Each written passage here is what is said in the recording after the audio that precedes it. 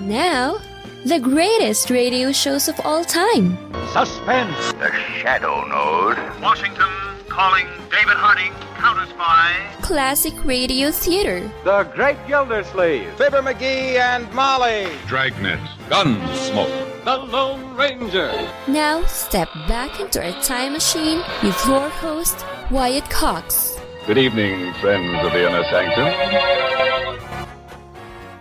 Comedy and crime this hour with episodes of The Milton Berle Show, George Burns and Gracie Allen, Lon Clark as Nick Carter, Master Detective, Carlton Young as The Whisperer, and an episode of Claudia. That's all straight ahead here on this Monday, 26th day of August, 239th day of the year, 127 days left till we get to 2025. The first news dispatched by telegraph on this date in 1858.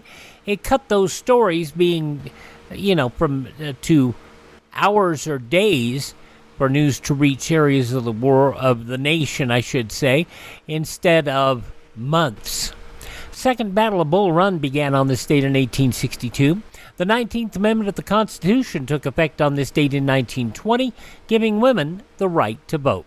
Charles de Gaulle entered Paris on this date in 1944, and the USSR announced the successful test of an intercontinental ballistic missile, a super long-distance intercontinental multi-stage ballistic rocket, a few days ago. Those words according to the Soviet news agency TASS. In 1964, President Johnson nominated for a term of office in his own right at the Democrat National Convention in Atlantic City. It was on this date in 1970 Pope John Paul I elected to the papacy. Habemus Papam Sancte Romane Ecclesiae Cardinalem Luciani. Ieri mattina io sono andato alla Sistina a votare tranquillamente. Mai avrei immaginato quello che stava per succedere. Born Albino Luciani, Pope John Paul I served as Pope from August 26th, this date in 1978, to his sudden death 33 days later, September 28th. His reign among the shortest in papal history, resulting in the most recent year of 3 popes, the first to occur since 1605. And I remember this happening, and I was, at the time, teaching in university, and I had gone in for my morning meeting with the other teachers, and I told, we got a new pope. Oh, yeah? Yeah, Pope John Paul. Pope John Paul? What? And they would find out that evening when they got home. Back in 1978, you still learned about your news once a day, unless you were a nut like me and lived news, 1987, President Reagan proclaimed this date in 1987 as 911 Emergency Number Day. 911 at the time was still relatively new. 1996, President Clinton signed welfare reform into law. When I ran for president 4 years ago, I pledged to end welfare as we know it. I have worked very hard for 4 years to do just that. Today, the Congress will vote on legislation that gives us a chance to live up to that promise.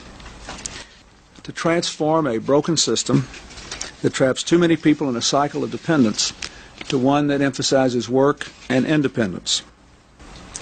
To give people on welfare a chance to draw a paycheck, not a welfare check. The Clinton proposals were major shifts in U.S. policy regarding welfare assistance. In 2003, Columbia Accident Investigation Board released its final report on the Space Shuttle Columbia disaster. Investigators concluded NASA's overconfident management and inattention to safety doomed the Space Shuttle Columbia as much as damage to the craft did.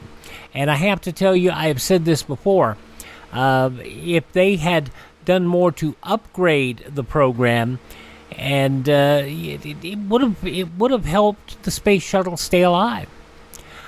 2009, California authorities solved the disappearance of J.C. Lee Dugart, who was kidnapped 18 years earlier at age 11. The search of the residence revealed a hidden backyard within a backyard.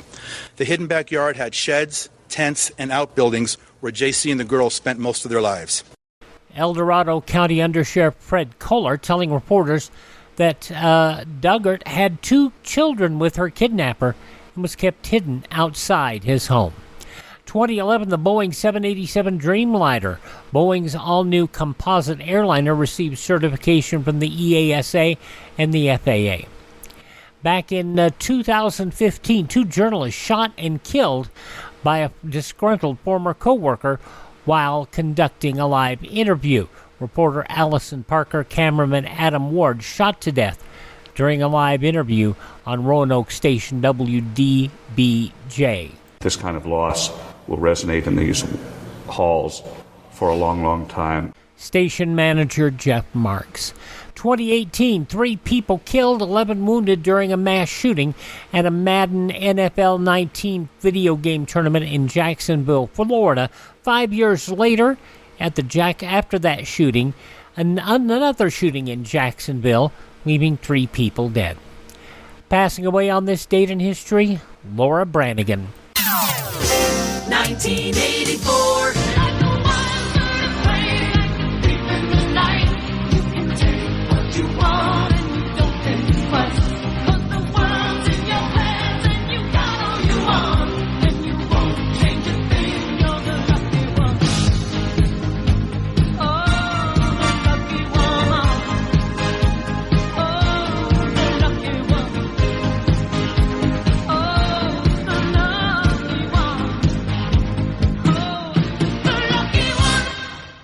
It was her 5th top 20 entry, only got as high as number 20 in 1984, from her album Self-Control, The Lucky One. Laura Branigan, passing away on this date in 2004. Also passing away on this date, Lon Chaney Sr., English composer Ralph Vaughan Williams, actress Kay Francis, aviator Charles Lindbergh, French actor Charles Boyer, actor Ted Knight, in 2 divergent roles on TV, one in Too Close for Comfort and the other on The Mary Tyler Moore Show as Ted Baxter. Also author Irving Stone, playwright Neil Simon, and passing away a year ago today, we lost Bob Barker.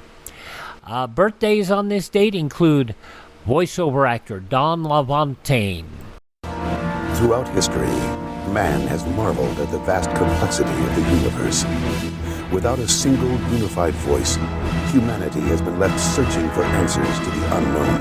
Now, one man has the power to change that and to spread his voice across the earth for all of mankind to hear. One man, me. Don LaFontaine did so much narration like that over the years. I think he could make fun of himself too. Don LaFontaine, born on this date in history, as was the first female and first Italian-American vice presidential candidate of a major party, Geraldine Ferraro, Mother Teresa, born on this date, Jock Ewing in Dallas, Jim Davis, born on this date, and American inventor Lee DeForest, all born on this date in history. Hi, this is Jeff Foxworthy. It is now time for the birthday announcements. The following people are now officially older than dirt. And happy birthday number 82 to singer Vic Dana. 1965. I want some red roses for a groom. Lady, send them to the sweetest gal in town. If they do the trick, I'll hurry back to pick your best white orchid for her wedding gown. Wonderful, wonderful song. Vic Dana, 82 years old today. The first Secretary of Homeland Security, Tom Ridge, turned 79 today. I'm honored to join the extraordinary team you have assembled to lead America. The attack of September 11th changed our nation in so many ways. starting with the lives of the thousands of victims and their families. It changed the lives of our men and women in uniform who are courageously defending our nation today. It changed the course of my own state, Pennsylvania, which now has a new governor. And it changed the way we look at homeland security, defending our borders from an attack and ensuring our preparedness should one occur. And honestly, our preparedness has gone down the dumper. But what can we say? Tom Ridge, 79 today.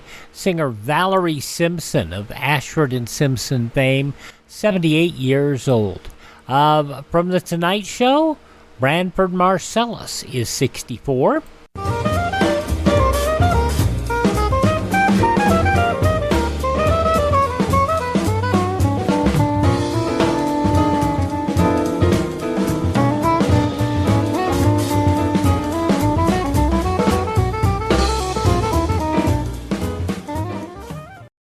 From the album Requiem, Bulworth, Branford Marsalis, 64 years old today. Corky from Life Goes On, Chris Burke is 59. From Mike and Molly, where she got an Emmy Award. And also from Saturday Night Live, Melissa McCarthy is 54. I'd like to begin today by apologizing on behalf of you to me. A clip from Saturday Night Live, Melissa McCarthy, 54.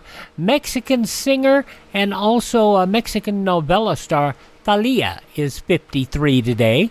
From Home Alone, Macaulay Culkin is 44. You guys give up or you're thirsty for more?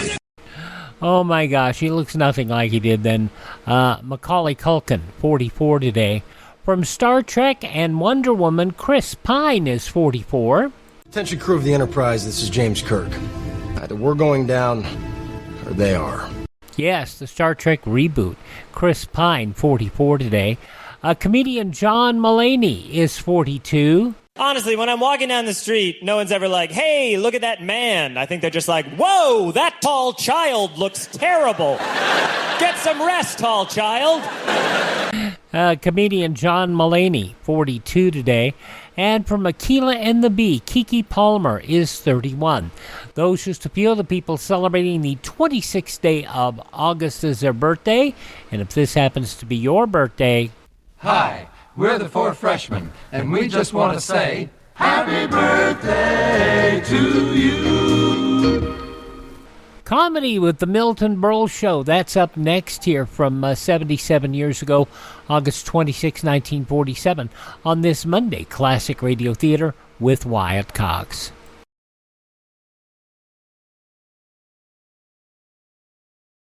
Despite overwhelming support from Democrats and Republicans, time is running out for Congress to pass the AM Radio for Every Vehicle Act, which will keep AM radio in cars. Text AM to 52886 and ask Congress to bring this bill to a vote now.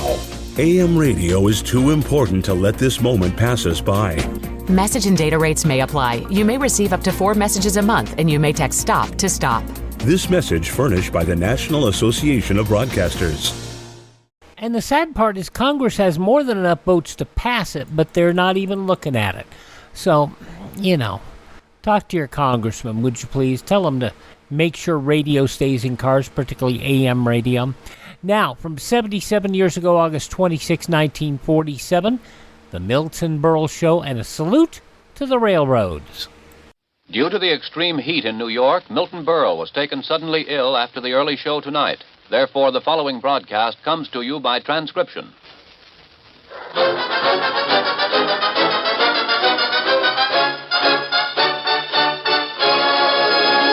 If every smoker knew what Philip Morris smokers know, they'd all change to Philip Morris. Johnny presents the Milton Berle Show.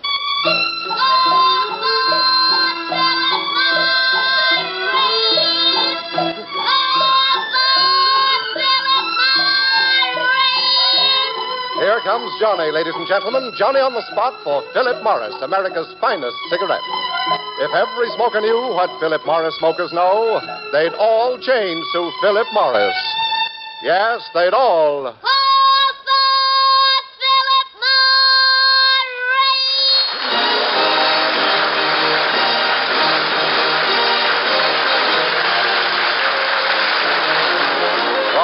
City, New York, Philip Morris presents The Milton Berle Show. With Burt Kelton, Jack Albertson, Arnold Stang, Mary Shipp, Arthur Q. Bryan, Al Kelly, our singing star Dick Forney, the music of Ray Block and his orchestra, and yours truly, Frank Gallup. Ladies and gentlemen, tonight we salute the railways of America.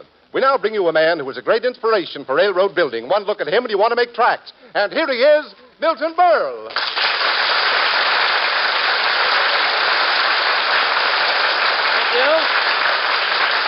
Thank you, and good evening, ladies and gentlemen. Mr. Gallup, that introduction, one look at me, and you want to make tracks? I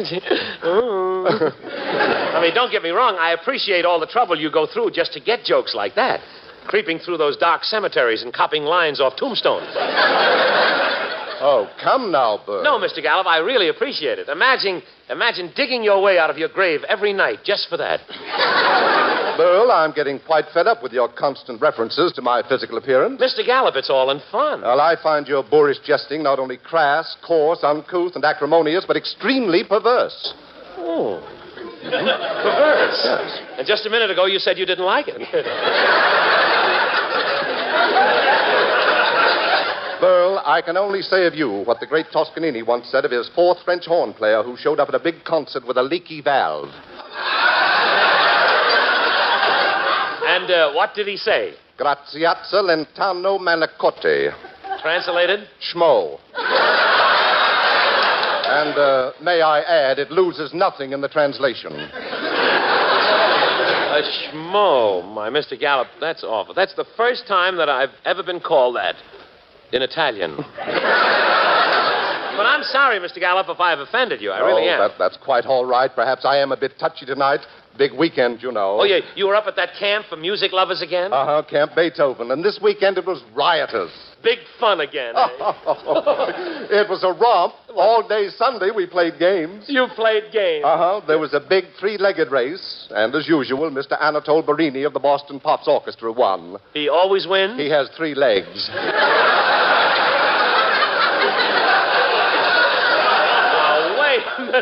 Wait a minute, Mr. Gallup. A man with 3 legs and he plays in an orchestra? Well, not really. They use him as a music stand. Oh, that's right. I remember him now. Old tripod Barini. They used to turn him upside down, throw canvas over him, and use him as a beach umbrella. What other games, Mr. Gallup, did you play at Camp Beethoven? Well, all Saturday night we played What Is It? That's a new game? Yes. It's called What Is It? Uh-huh. Yeah. We all sit around the campfire, and one of the guests, Ephraim Zimbalist, he plucks the E string on his violin, and we all try to guess what note it is. Oh, that's good. And if you guess right...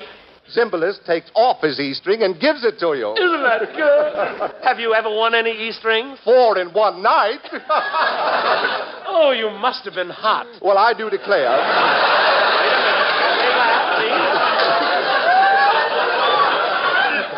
You do declare what? I do declare if Ephraim hadn't tried enough, I would have had his rosin. Oh, no. Gosh, Mr. Gallup, you know, I could stand around here all night just listening to you. But I'm too young to die.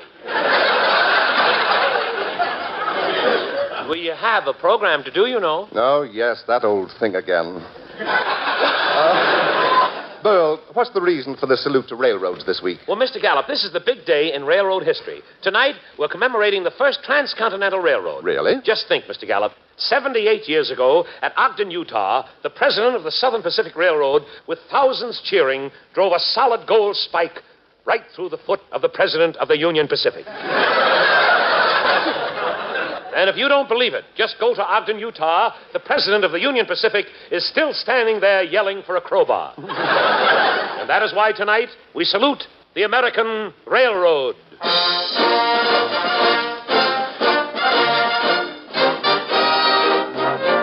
The story of the railroads is the story of America. To tell about it isn't very exciting, but to read about it is even duller. It all began in a little carpenter shop in Pennsylvania. An invention was being completed. Better nail it down some more, Hank. Okay, boss. That's it. Now, more glue. More cement. Right, boss. Now, chain it down. Yes, sir. There, quick, let me try it. It didn't even budge. Success at last. Thus, the first Pullman window was invented.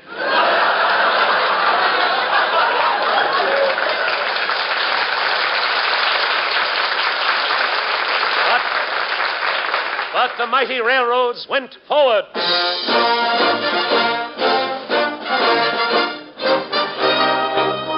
Once they had the Pullman window, they built a car around it. And in 1871, Mr. Pullman himself demonstrated his first sleeping car to a breathless crowd. Ladies and gentlemen, this is a sleeping car. I will now pull aside this green curtain and show for the first time an upper berth. Ready? There. Pardon me, madam.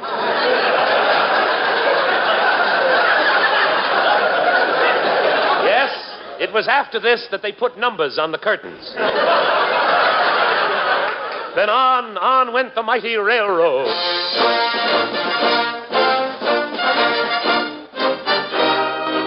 As the progress of railroads continued, safety became the watchword. New devices were added. Air brakes, couplings, all steel cars, all for the safety and protection of the passengers. But to this day, the greatest danger facing the innocent traveler on a train still exists. It is this. Pardon me, friend. Care to play a little poker to kill some time? Thank you very much. Thank you.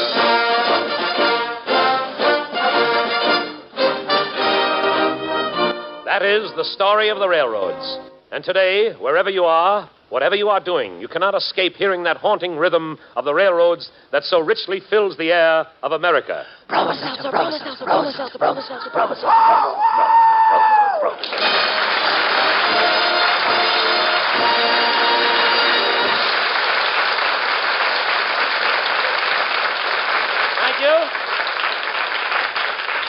Thank you, Whispering Jack Smith. But Mr. Gallup, breathes there a man who hasn't found romance on a train? Remember when you held her hand and sang to that one and only girl? Through Niagara on a sleeper, there's nothing of the cheaper. The train goes slow. Ooh, off we're going to shuffle off to Buffalo. Cynthia, shuffling off to Buffalo with my Cynthia. The way she shuffled, you couldn't tell her from the buffalo.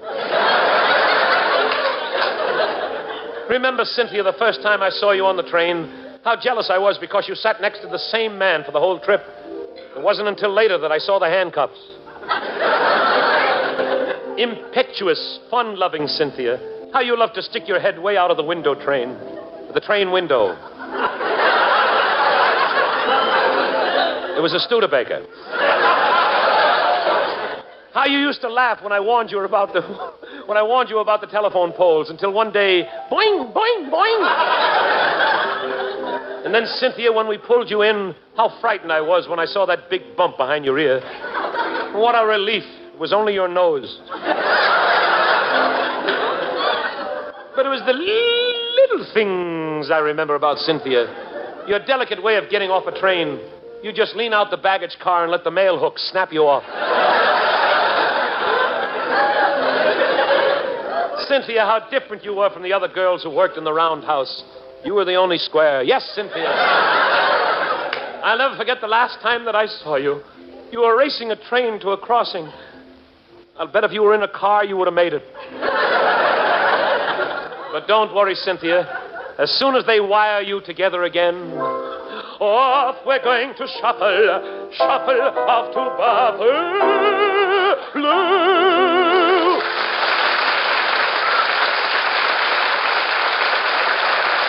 Thank you. Hold it.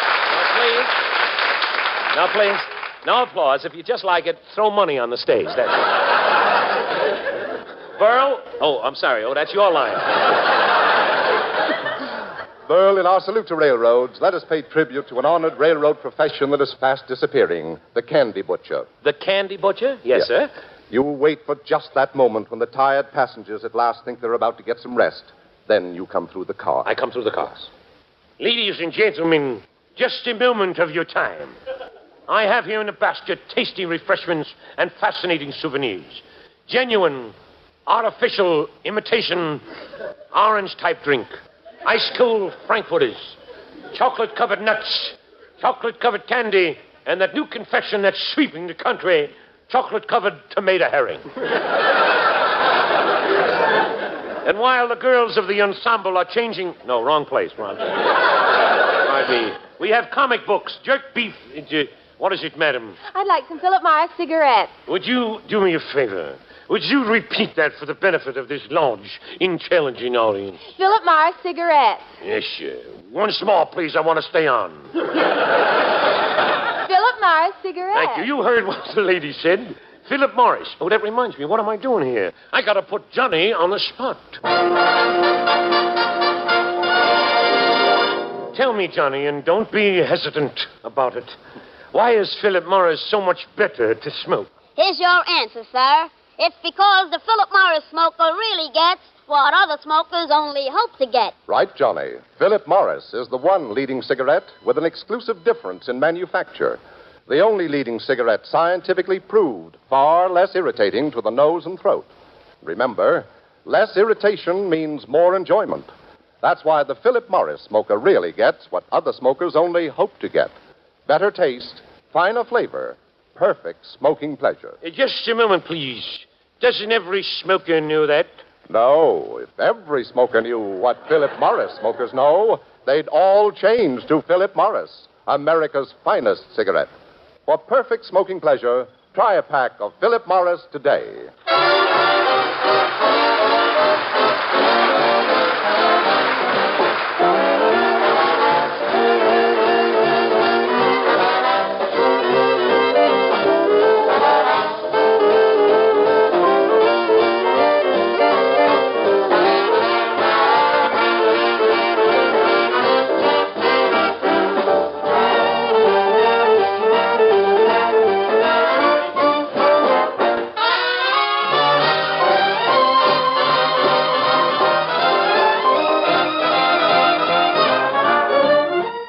That was Ragtime Cowboy Joe, played by Ray Block and the Philip Morris Cowhands. Mighty fine, Ray, mighty fine.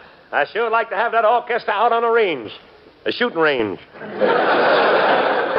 I'm only kidding, Ray. You just see the look that man gave me? He's a tenderfoot. That's a switch. I'm only kidding, Ray. But on with the subject, ladies and gentlemen, of American railroads as we present... Railroad Forum tonight. Railroad Forum tonight. The question, will smoking room conversation ever take the place of burlesque? Thank you. Thank you. You've heard the question beautifully stated by Mr. Gallup. Now, let's have questions from the floor. Let's start with this gentleman here with the false eyelashes. Young man, you have a question, sir? Mr. Berle, I'm a nervous wreck. Every time a train goes through a tunnel, I wake up shaking. You can't sleep on the train? What train? I sleep in the tunnel. Thank you. Thank you. Thank you. Next question. This young man here in the aisle emptying a hot water bottle. Young man, what is your name? My name is Temptation. Temptation? Yeah, I was named after the song. Yes. The whole family's named after songs. We're music-type people. Oh, I see. My father's name is Annie Laurie. What's your mother's name? Old Black Joe. Wait a minute. Isn't there anyone in your family that has a name that fits him? Oh, yeah, my baby brother. What's his name? Bleep Bloop. All right, Temptation, have you got a problem? Sure, I got a problem. I want to get married, and I can't. Well, look, I ain't got enough dough, no apartment. The girl's father hates me. Please, we're discussing railroads. Oh, so my problem ain't big enough. I'm going to maybe stay a bachelor all my life, but that ain't a big enough problem for you. I want to be like other guys. I want to get married. I want to have kids. But I want a little white bungalow in Kew Gardens with a rubber plant on the porch. Please. I want to hear little voices saying, da-da. I want to belong to the Parent-Teachers Association. Yeah, but look... What's the matter? What's the matter? It hurts you if I have a little happiness? I didn't... Shut up, you home wrecker.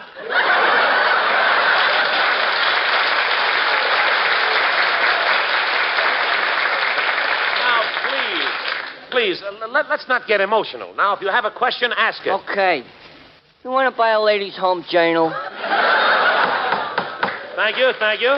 Next question. Let's hear what the women have to say. You, madam, in the first row, rendering a chicken. What is your name, please? Tallulah Feeney, I'm a homemaker. I see. And you have a question concerning railroads? Yeah, how can I teach my husband manners on a train? He's sure a slob. Your husband has bad manners on the train? Bad. He's been thrown off cattle cars. No kidding. He gets confused on a train. Once he looked out the window and started yelling for him to stop. Why? He seen a filling station. He thought he was on a bus. I see. What a jerk. He waits until the train goes around curves. Then he starts shaving with that straight razor of his. Gosh. Last time he come back from the washroom holding his ear. It was cut? It was off. You have your troubles. Him and his crazy habits. On trains, he likes to sleep without pajamas. It's amazing. Well, what's amazing about sleeping without pajamas? On the observation platform? I see. So does everybody else.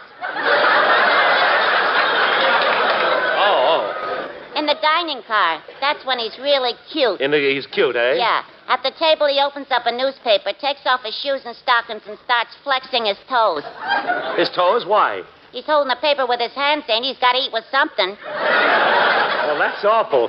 He's some problem when you're traveling. Not anymore. Now when we have to go anywhere by train, Yes? I ship him ahead by freight. Thank you very much, Mrs. Phoenix.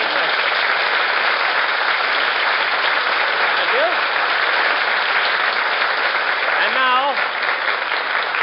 And now, as a tribute to those famous underground trains New Yorkers know so well, we've been asked to repeat our rendition of the official subway song. Music sketch.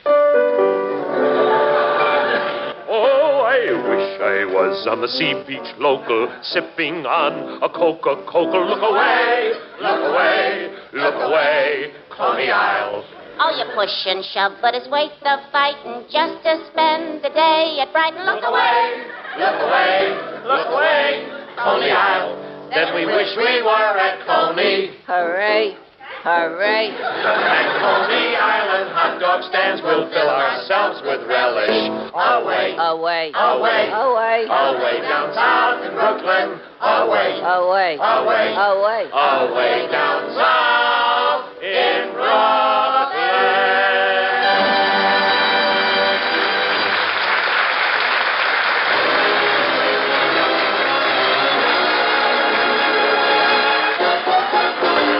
Here's our young South American singing star, Dick Farney, to sing.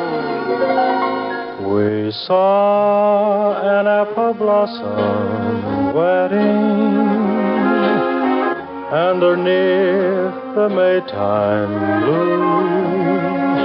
And at that apple blossom wedding, I fell in love with you. We realized where we were heading, booked the little church, and then we planned an apple blossom wedding. When spring came round again, so I waited for the flowers, dreaming of a wedding ring, but I only found the showers. You took away the spring. I saw the apple blossom wedding from the balcony above. You had your apple blossom wedding. I lost my apple blossom love.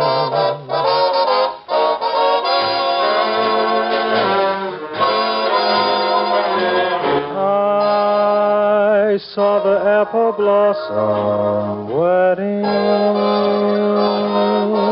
from the balcony above. You had your apple blossom wedding. I lost my apple blossom love.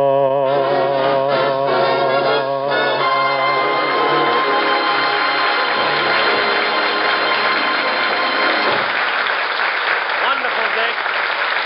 Take a bow. Wonderful, Dick Farney. You're swell. Oh, Mr. Gallup. Yes? Would you just say the word railroads? Very well. Railroads. What was that? Railroads. Oh.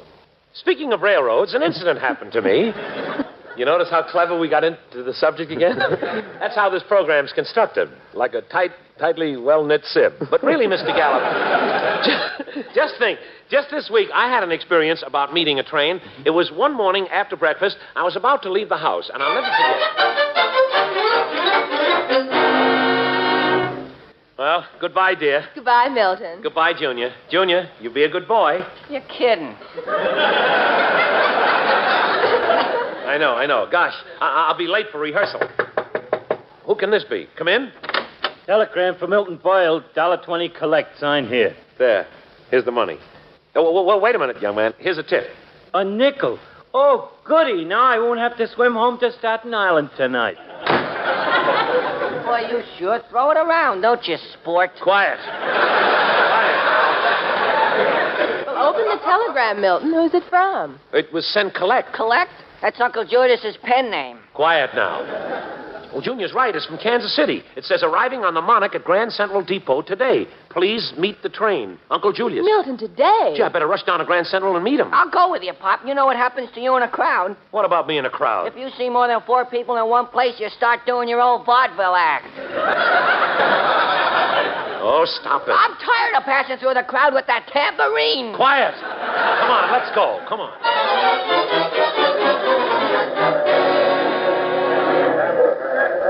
Train leaving New York on track 5 for Hackensack, Hoboken, Newark, and all points in New Jersey.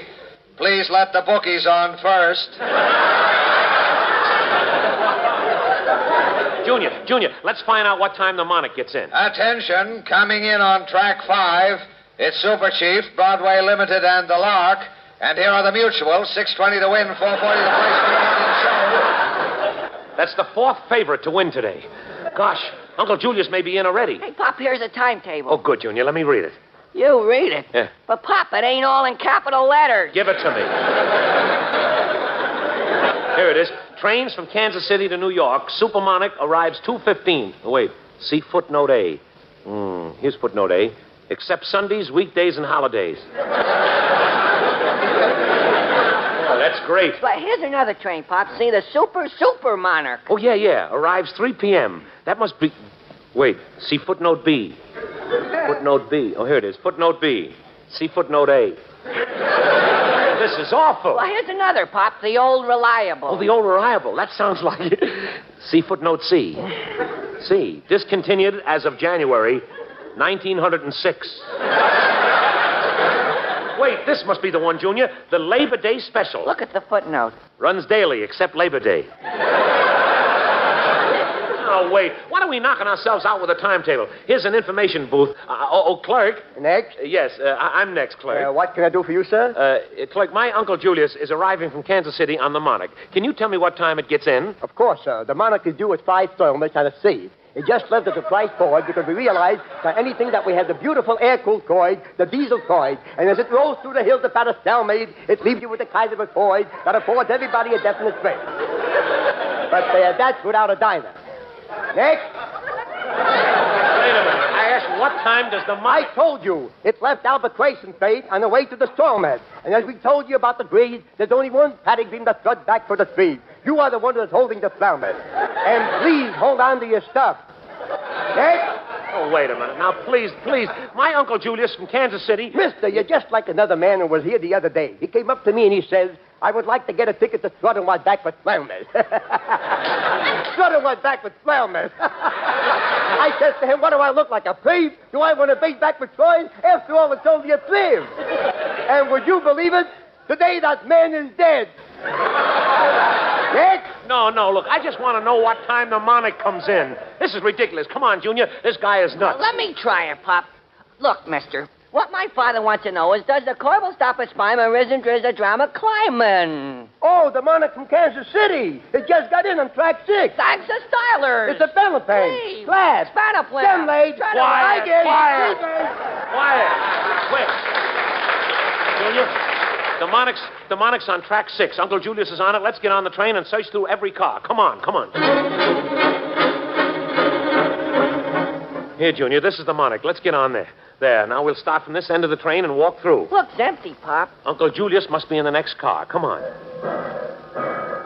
Wait a minute. Look, the train is moving. Come on, let's get off. No, you don't understand, Pop. This train isn't moving. It isn't? No, it's the train next to us that's moving. Optical illusion. I learned that in science class. Oh, no kidding. Oh, optical illusion. Gosh, Junior, sometimes you amaze Daddy. You're so intelligent. Well, let's go through the rest of the cars. Uncle Julius! Uncle Julius!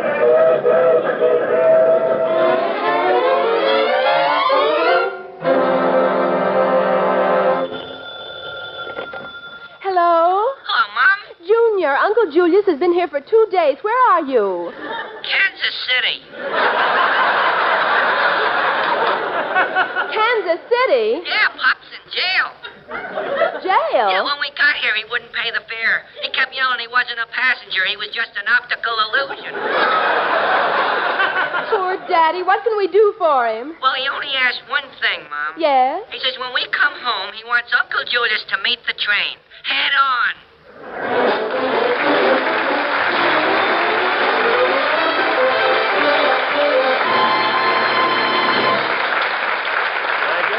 I'll be back as soon as Mr. Gallup tells you about... Philip Morris is the only leading cigarette scientifically proved far less irritating to the nose and throat. Remember, less irritation means more enjoyment. That's why the Philip Morris smoker really gets what other smokers only hope to get. Better taste, finer flavor, perfect smoking pleasure. Yes, it's true. If every smoker knew what Philip Morris smokers know, they'd all change to Philip Morris. Made by Americans, for Americans, to suit American tastes. Philip Morris, America's finest cigarette. Well, thank you. That about winds up and closes the lid for tonight. And on behalf, ladies and gentlemen, of our cast and our sponsor, Philip Morris, may I welcome the thousands of American Legion members who have gathered here in New York for their annual convention. In case any of you Legionnaires would wish to have some tickets to our broadcast, here's Mr. Peblum of NBC's guest relations staff who will tell you just how to get them. Mr. Peblum. Legionnaires, all you have to do is to apply to the nearest screwmate. Ask for Miss Tasselbaum, who will take very good care of your grind. Always give you the ticket for train, employment, and 3 for salad. Simple, isn't it? Good night, everyone. Good night, everyone.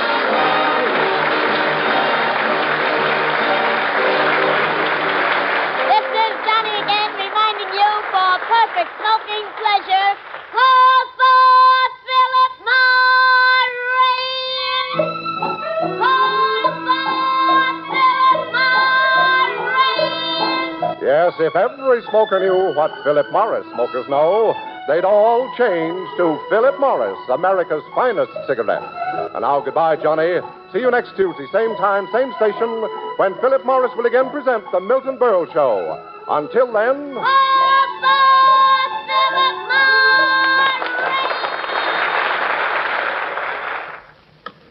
Due to the extreme heat in New York, Milton Berle was taken suddenly ill after the early show tonight. Therefore, the preceding broadcast has come to you by transcription. This is NBC, the National Broadcasting Company.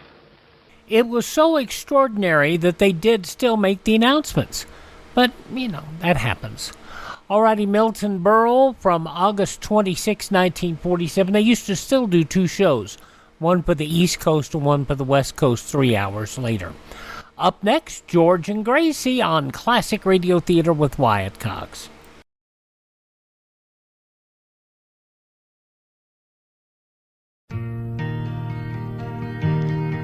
My true love's many faces, many places you see. The city, the country, the sea. Wherever my true love may take it to be. Now zip code will find her for me.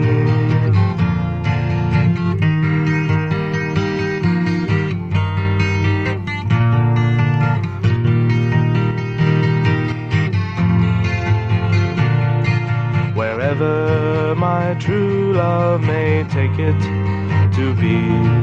Now zip code will find her for me. Oh, zip code, please find her for me.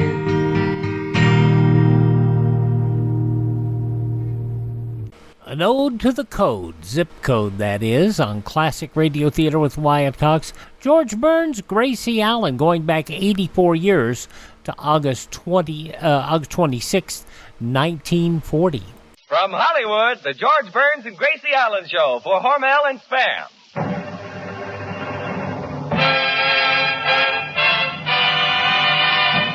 Crazy people.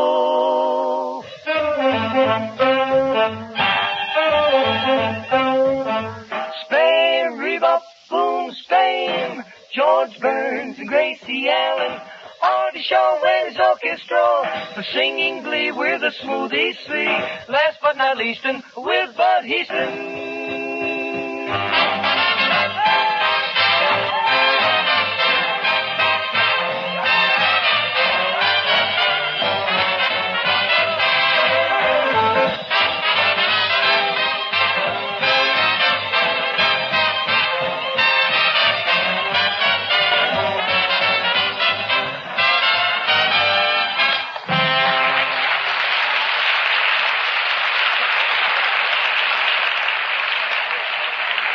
Monday evening brings another Burns and Allen show to your house, and in just one sentence, I'm going to tell you why Spam is so popular with families everywhere. Ready?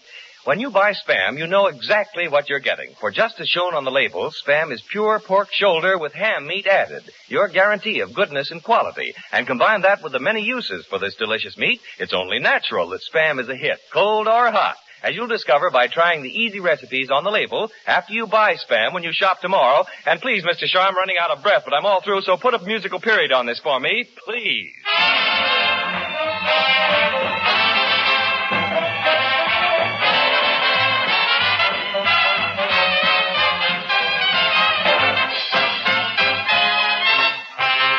And here they are, those two Spam ambassadors of fun, George and Gracie.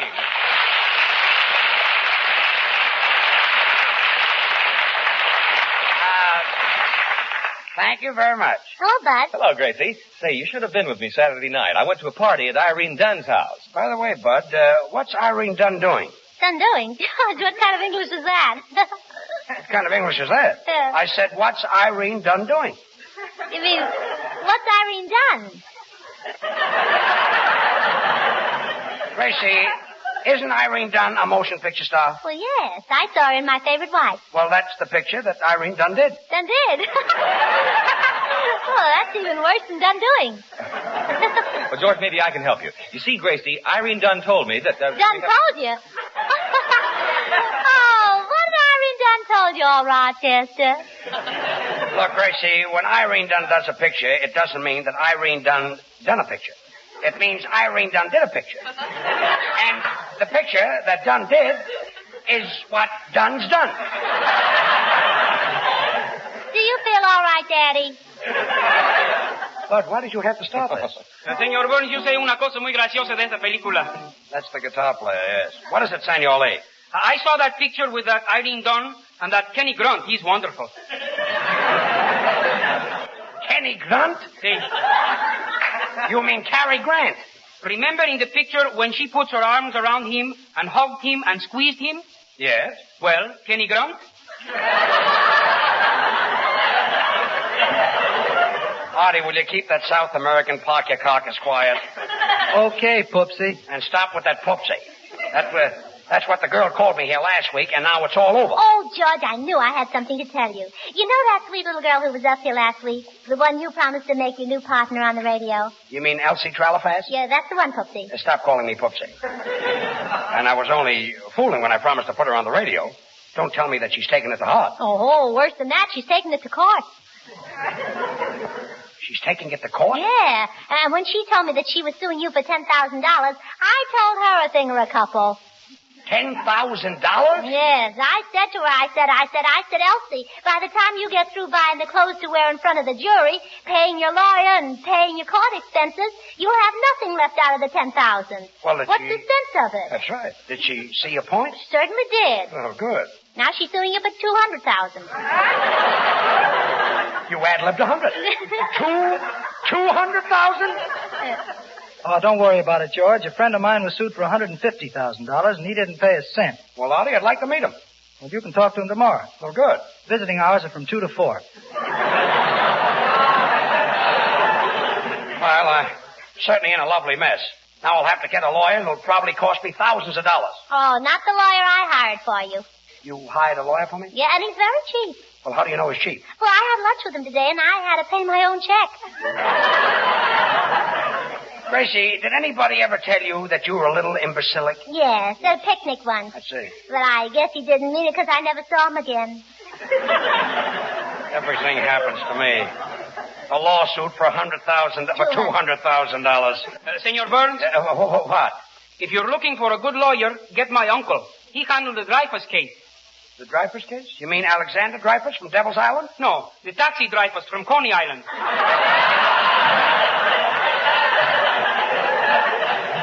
$200,000. I wouldn't pay that Elsie Trellafas a nickel. Good for you, George. That'll help me a whole lot. How will it help you? I'll be able to tell our listeners that both you and Spam are in the can.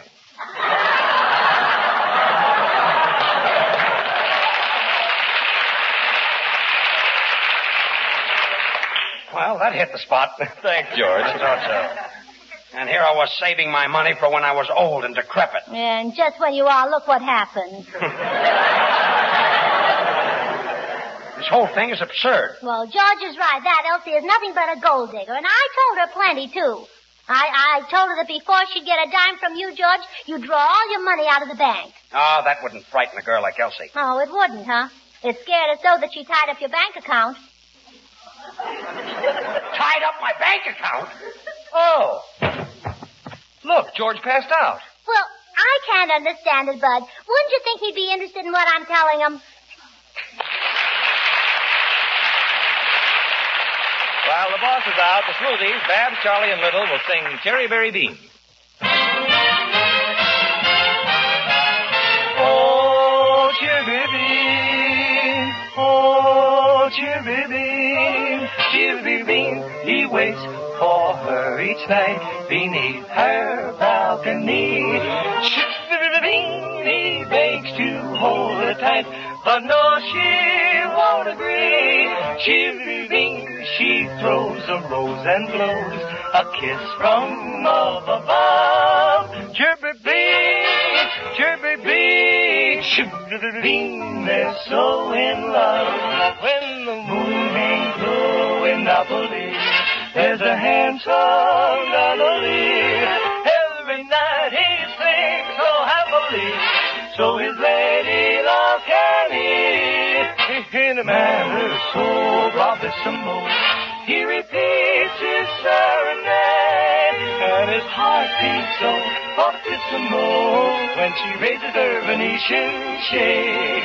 Chivvy bean, chivvy bean, chivvy bean, chivvy bean, oh, chivvy bean. He waits her each night beneath the balcony. Chivvy bean, he begs to hold her tight, but no, she won't agree. No, she won't agree. Chivvy bean, she throws rose a kiss from up above. Chip the bean, chip the bean. He sings to her each night under the pale moonlight. Chirabara bean, he waits for her each night beneath her balcony. Chivvy bean, he begs to hold her tight, but no, she won't agree. Chivvy bean, she throws her rose and blows the kiss from up above. Chivvy bean, chivvy bean. Now they sing of love, they're both so much in love. Oh, chivvy bean, oh, chivvy bean, oh, chivvy bean.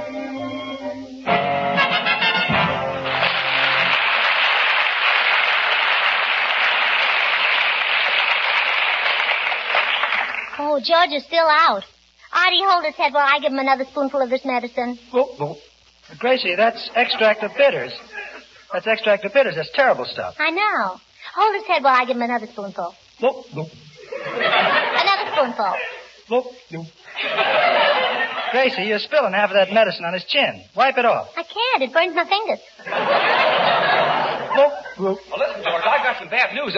Oh, gee, still out, huh? Yeah, hold his head, Artie. Well, listen, everybody. Listen.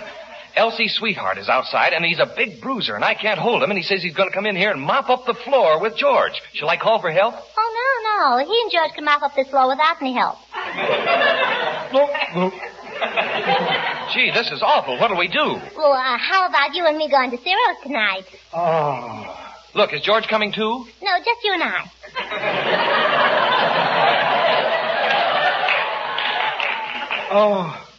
Oh. He's coming out of his faint. Shall I tell him about Elsie's sweetheart, that big bruiser who's coming here to beat him up? No, not that. He'll fight again. He'll faint again. That's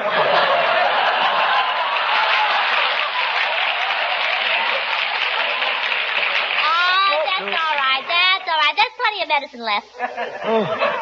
Where am I? Oh, I know. Boy, this lawsuit has certainly left a bitter taste in my mouth. Gracie, that's Elsie's sweetheart. Hey, Soundman, that's probably my lawyer. Let him in. Mr. Burns, before I open the door, do your insurance policies carry double indemnity in case of death by accident? Well, yes. You are a very lucky man, weren't you?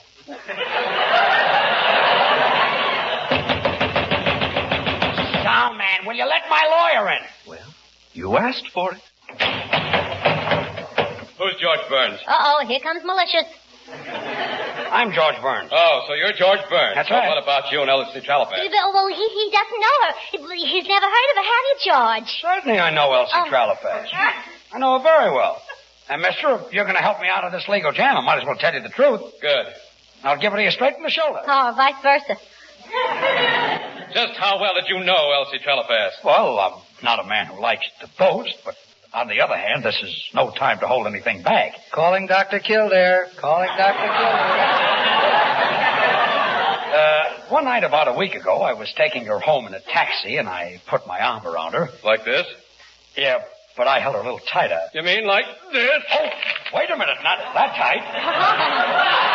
Oh, that was quite a crush. Yeah, it couldn't have killed me. And after I took Elsie home, we were standing in the hallway. Senor Burns? Standing in the hallway with Elsie, you see. Senor Burns? And we were both in the hallway. Hey, Poopsie! What is it, Senor Lee? Can I have your tooth powder after you get your teeth knocked out?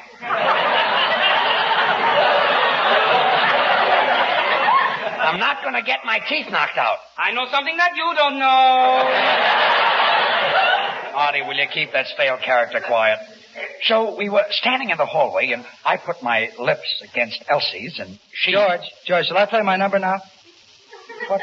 What number? Get out of town before it's too late. Artie, you're not playing that number. No, this is the number you're playing, Artie. Let me get at the piano.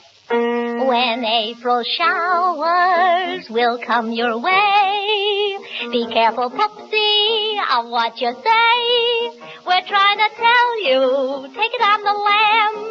This fellow isn't what you think he is. If you want to continue for Sam, just keep your mouth shut. Oh, quiet. Anyway, mister, I was standing in the hallway with Elsie, and she threw her arms around me. Soundman, stop slamming the door. You know I hate bangs. You hate bangs? Then keep your mouth shut.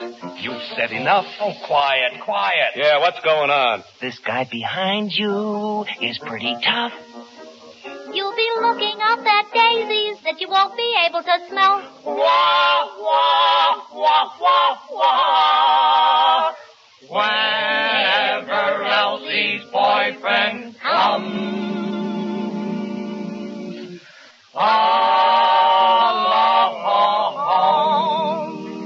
Good evening, Forest Lawn.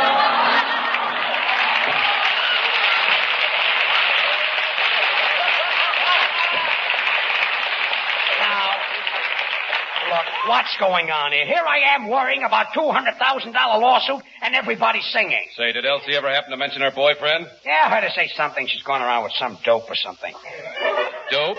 Hold your hats, boys. Here it comes. You did say dope, didn't you? Yeah, some big dope or something. Soundman, why are you opening the door? There's nobody going out. That's what you think. Hey, Mr. Burns, I think we can talk this over better in the alley. Yeah, it's too noisy in here. Come on, let's go. George, don't done what Irene Dunne done. He'll be done. What Irene Dunne done? What's that? Irene Dunne told me it's Elsie's boyfriend. Boy, Irene Dunne. Who's afraid of Elsie's boyfriend? Why, with one hand I can crumple him to pieces. I'm Elsie's boyfriend. And with the other hand I can... Oh. What happened? Oh, George has fainted. Artie, hold his head while I give him some more medicine. Yeah, when he comes to, tell him that he's not only being sued for $200,000 for breach of contract, but I'm suing him for $300,000 for alienation of affection. Goodbye, everybody. And goodbye, Poopsie.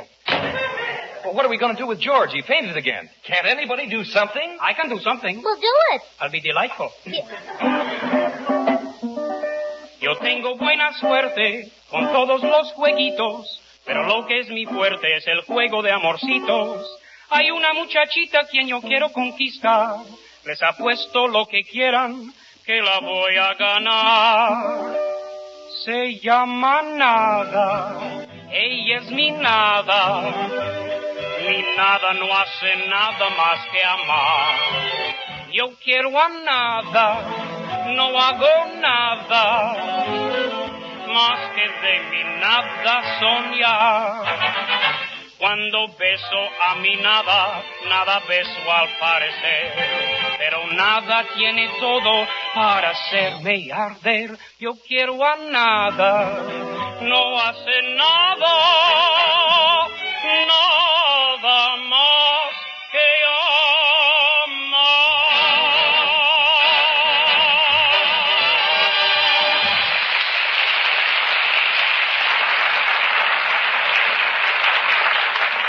Artie, hold his head. I'll give him another spoonful. Boop, boop.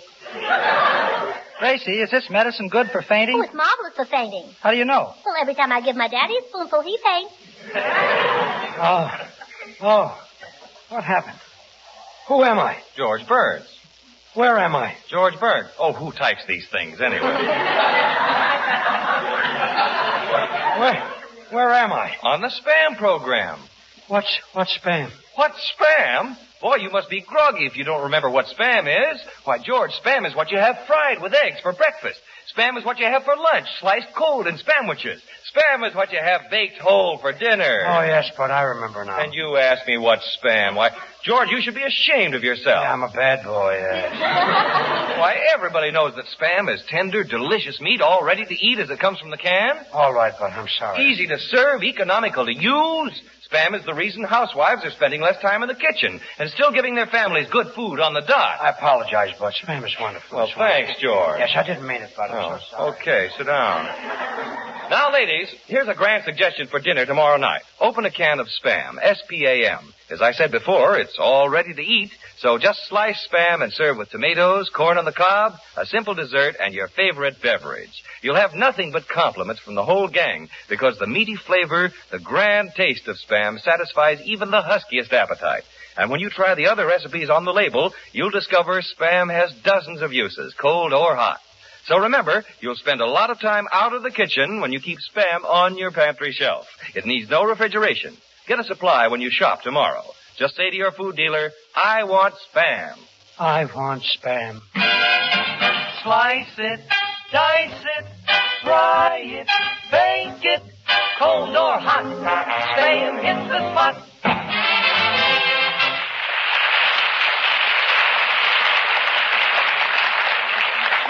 Oh, now I remember. Elsie Trellafas' boyfriend. What happened to him? He's gone. I wish that lawyer would come. Being sued for $200,000. Why, if I lose that case, it'll be like taking the shirt off my back. Well, here comes Striptease Burns now. Striptease Burns? Yeah, 'cause her boyfriend is suing you for $300,000. $300,000? Oh. Artie, hold his head. Oh.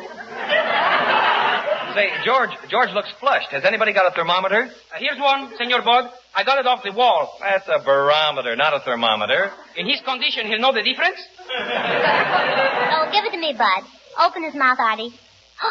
My, this is awful. Well, what's wrong with George? What does it say? He's partly cloudy in the southern region.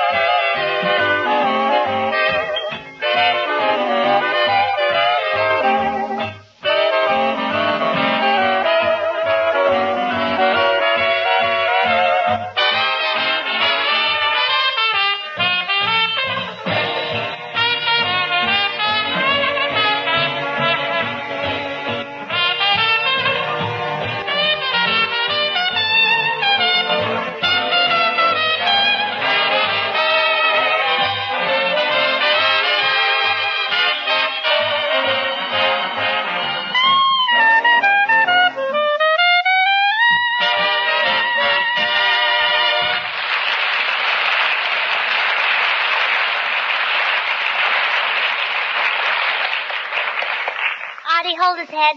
Oh, whoop. Bud, take the barometer out of George's mouth. Oh, here it is. And now put his teeth back in. Now give him another spoonful. Whoop, whoop. Gracie, that's the 30th spoonful you've given him, and it hasn't done him any good. I know. Well, then why are you making him finish all that terrible medicine? I want to get my nickel back in the bottle.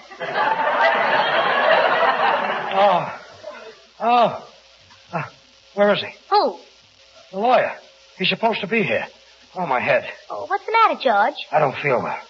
I've got spots in front of my eyes. Oh, then that stuff I gave you is a fake. Fake? Yeah, look what it says here in the bottle. Good for removing spots.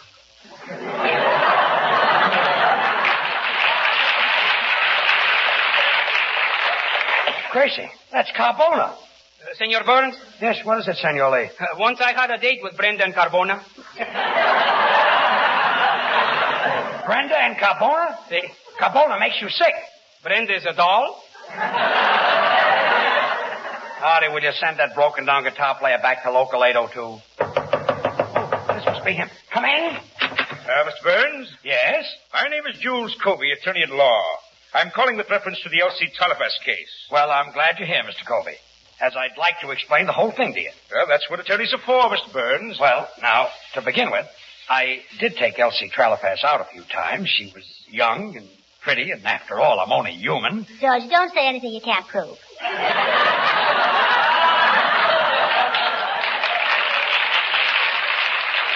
I've got that down, Mr. Burns. Well, anyway, the first night I met her, we drove out to the beach, and the radio was playing, and I had the pot of gold on. Is that prettier than a derby? Will you be quiet? Go ahead, Mr. Burns. I'm writing it down. So we were driving along, and I kept telling her how pretty she was and how smart she was, and pretty soon we came to a lonely spot, and I ran out of compliments. Well, that's a new one. Most fellows run out of gas. Gracie, for your information, there are lots of couples who don't neck in parked cars. Yeah, the woods are full of them.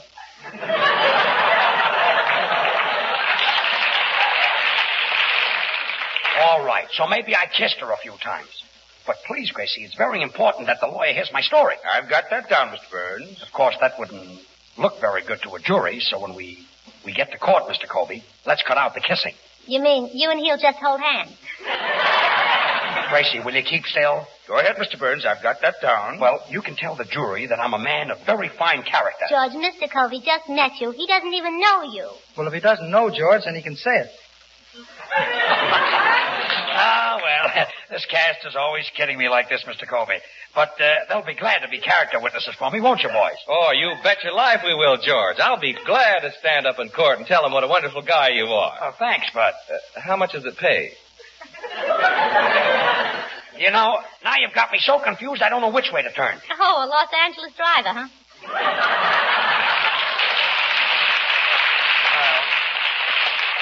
A lot of fine friends. Senor Burns? What is it, Senor Lee? For 50 cents, I will tell the jury that you are a perfect gentleman. 50 cents, huh? See. I won't pay it. All right, so I'll say you're good for nothing. You got that down, Mr. Colby? Poor George, he started out looking for a character witness, and look what happened. No witness? No character.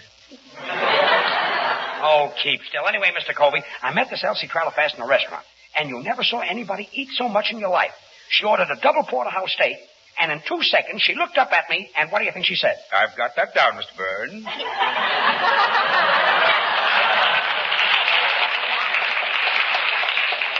That was exactly what she said. You see, it really was a lot of innocent fun. Oh, so that's what happened. Well, not exactly. That's what I want you to tell the jury. If the opposing side knew the real facts, I wouldn't have a leg to stand on. You see, between you and me, I did promise to put Elsie Trellafas on the radio. I see what you mean, Mr. Burns. And believe me, I can't possibly lose this case. Good day. Good day. Now, there's a great lawyer. See, Gracie? He says he can't lose. Oh, that's what he says. I'll bet your lawyer will beat him. My lawyer? My lawyer? Yes? Who was that? Elsie Trellafas' lawyer. Elsie Trellafas. Oh. Artie, hold his head.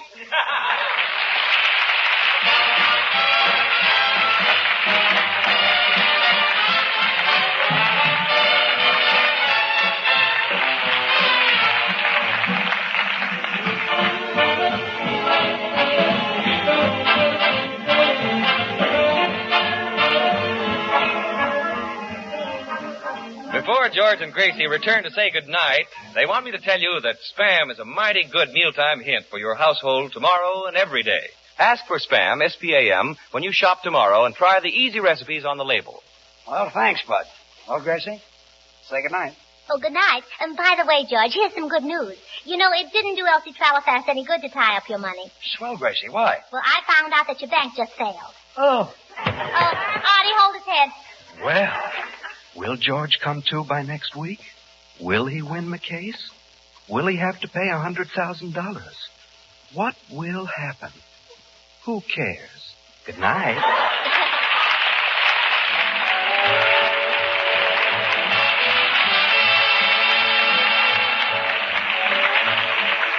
Listen again next Monday night, same time, same station, for George Burns and Gracie Allen, with Artie Shaw and his orchestra and the Smoothies, brought to you by Hormel and Spam. Until then, this is Bud Heaston reminding you to remember that cold or hot, Spam hits the spot.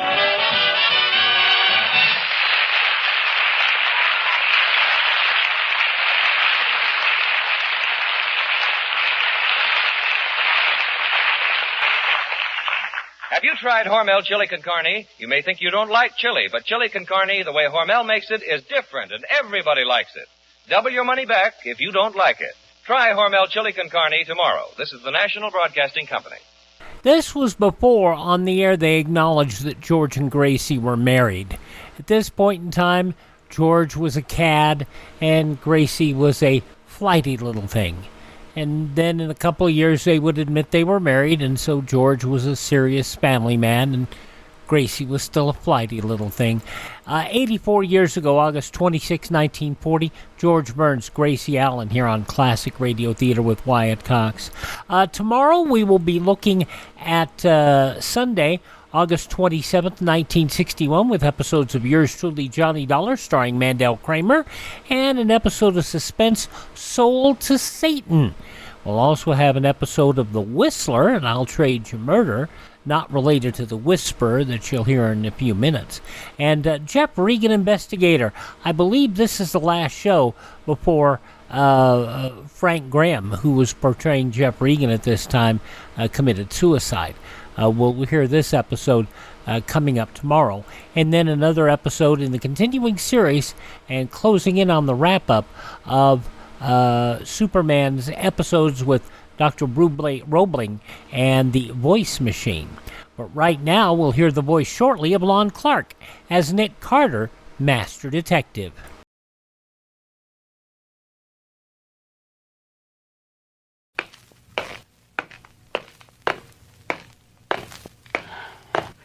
They say neither snow, nor rain, nor heat, nor gloom of night.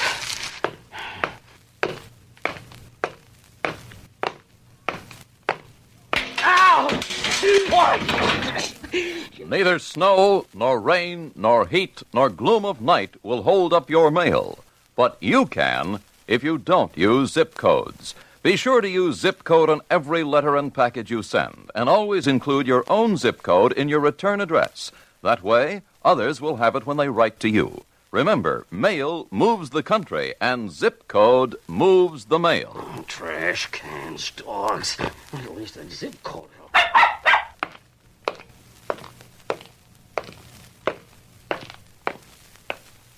That snow will be around soon, don't you know?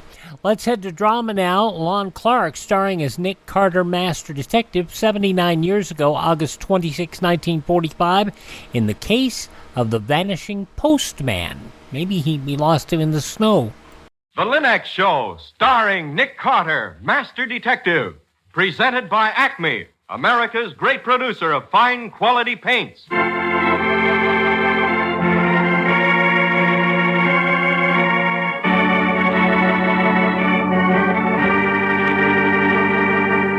This is the story of a man known the world over as one of the most daring and resourceful characters in the history of detective fiction. A man whose name has become a symbol of the triumph of right and justice over the sinister forces of crime and lawlessness. A man recognized as one of the great masters of deduction. Nick Carter, Master Detective.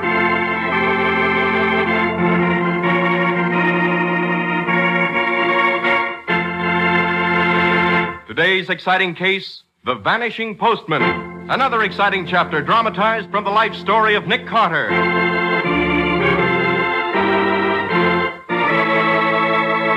In just a moment, we'll hear how Nick Carter investigated a baffling 7-year-old crime and solved a murder through the eyes of a blind man. There's no time of year when a busy homemaker needs cool, leisurely relaxation more than during the summer months. And you can have that kind of relaxation when you do your homemaking the easy Linux way. Just follow the example of wise American homemakers everywhere who have learned the magic shortcut to household care. Those 3 great Linux home brighteners. Linux Clear Gloss, the modern brush-on finish, Linux Cream Polish for fine furniture, and Linux Self-Polishing Wax, the amazing new quick-drying wax product. Start now to enjoy extra relaxation every day. Enjoy that added leisure in a home that's sparkling with bright new beauty. Just ask your hardware, paint, or department store for the 3 great Linux home brighteners and save time the easy Linux way.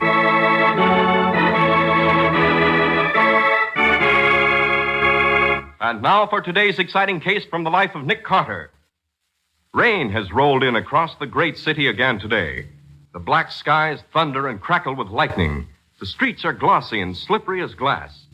As Nick and Patsy drive homeward in the detective's powerful car, a torrent of rain beats against the windshield when suddenly... Nick, look out! That car! Oh! Oh, Nick! Oh. You all right, Patsy? I guess so. Oh, golly, I was scared. Lucky we went into this alley when we skidded off the street. Yes, and lucky that pile of rubbish cushioned the crash. Might have had a bad crack up. Oh. Hey, wait a minute. What is it? When we smacked into that rubbish pile, we uncovered an old leather pouch lying underneath. See? Hey, you'll get soaked, Nick. It's an old postman's bag, Patsy. Falling to pieces. Must have been here for ages. Oh, Nick, come on back. And there's mail in this bag. Letters. Hello. There's a name printed on the strap. R. Draper. Oh, probably the name of the postman. And look at these letters, Patsy. They're postmarked August 1938. 1938? Then this bag's been lying here 7 years. Hey, look here, Patsy. What, Nick? The buckle from the strap has fallen into the pouch. There's a bit of metal wedged in the buckle. Looks like a lump of lead. Well, it should. It happens to be a bullet. Wow. Let's get over to the post office at once. I'm afraid the explanation of this undelivered mail may be murder.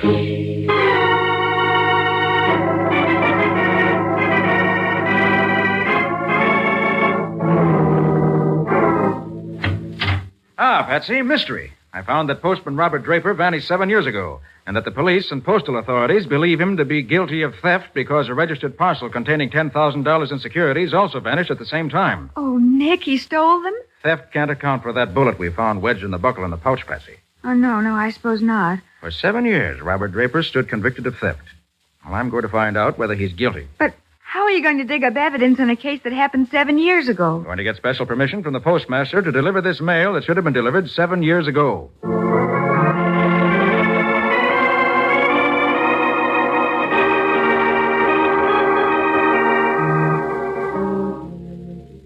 Well, we've learned nothing so far in the first 47 letters we've delivered. Perhaps we'll have better luck here with the 48th.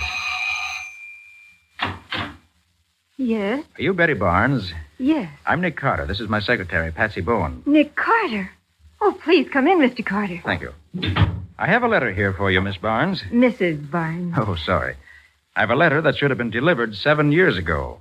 7 years ago? I'd better explain. You see, 7 years ago, the postman who served this district disappeared. His name was Robert Draper. What's going on here, Betty? Dan, it's about Pop. What? Well, Great Scott. Don't tell me that Draper was your father. Now, look here. We fought that case 7 years ago. There's no sense raking it up again and making out Betty's dad was a crook. Pop never stole. Why should he? He'd saved $12,000. He had plenty of insurance, $20,000 worth. Mrs. Barnes, please. I'm not trying to convict your father all over again. I'm trying to find out what really happened. But you'll have to help me. Oh, I'm sorry, Mr. Carter. Now tell me, what happened on that last day? Well, Pop left in the morning. You see, he lived with us. And He always used to drop in at home for lunch. Well, the day he disappeared, he just never showed up for lunch. When Dan came home that night, I sent him out Yes, to... I went out to check up Mr. Carter. They said he never returned to the post office, and that's all we know. We never saw Dad again. I see. Mrs. Barnes, you have a picture of your father I might have? I'll get him one, honey. You know, Mr. Carter, it was on my birthday that Pop disappeared. Oh, how awful, Mrs. Barnes. Here's one, Mr. Carter. He's not in uniform, but it's the best we've got. Taken a week before he disappeared. Thank you. I'll let you know how we make out. Oh, yes, here's your 7-year delayed letter, Mrs. Barnes. What? Oh. Oh, Dan, look. It's a birthday card from Pop. It says, "Happy birthday, daughter dear.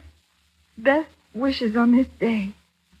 My heart would always find you near, though I were miles away. Oh, Pop. Pop, darling."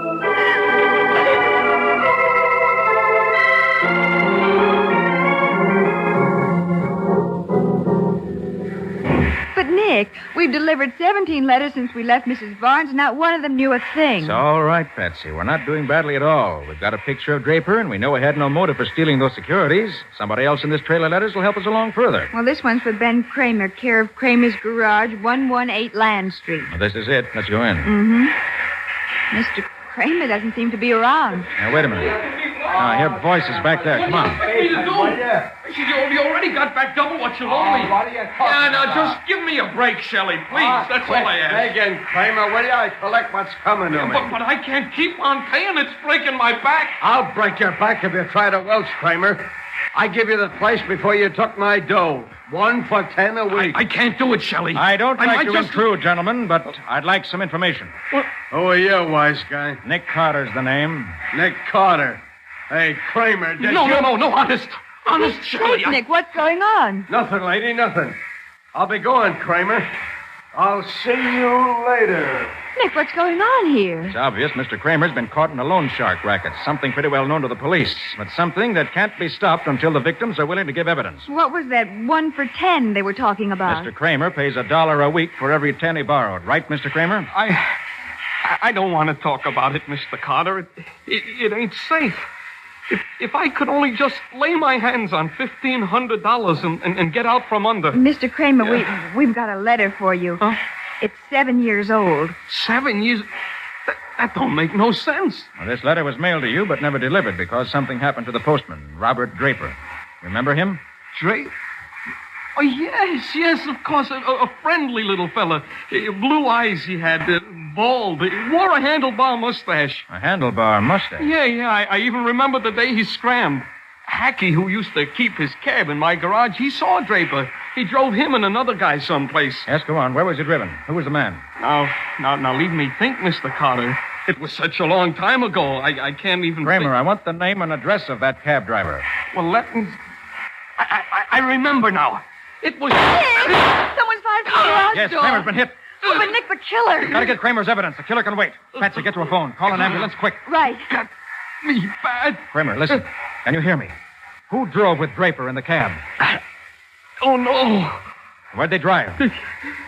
Shelley's bowling alley. The thug we just met, huh? Good. Carter, do me a favor. Anything you say, Kramer. That 7-year-old letter. Read it to me.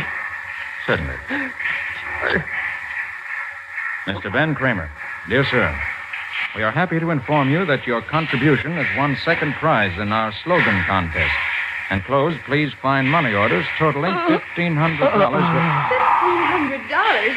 Why, that's just what Mr. Kramer needs to pay off. Mr. Kramer doesn't need any money anymore, Bessie. Oh. He's dead.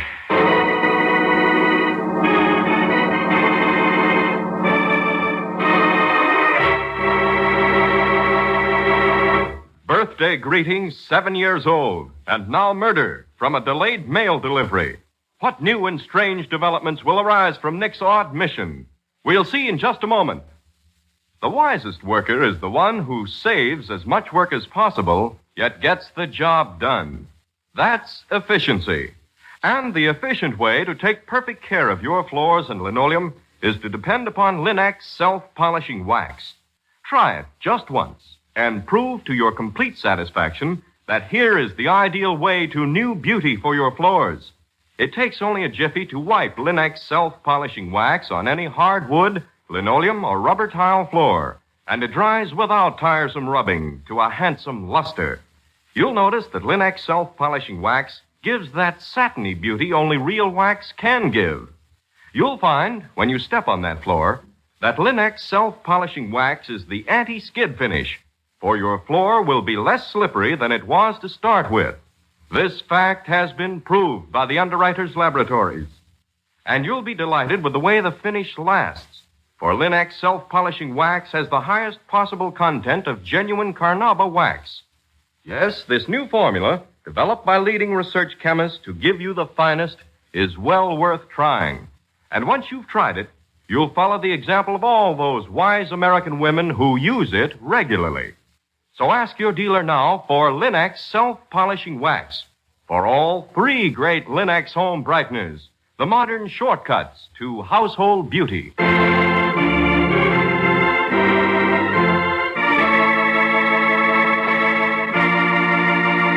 And now back to our story.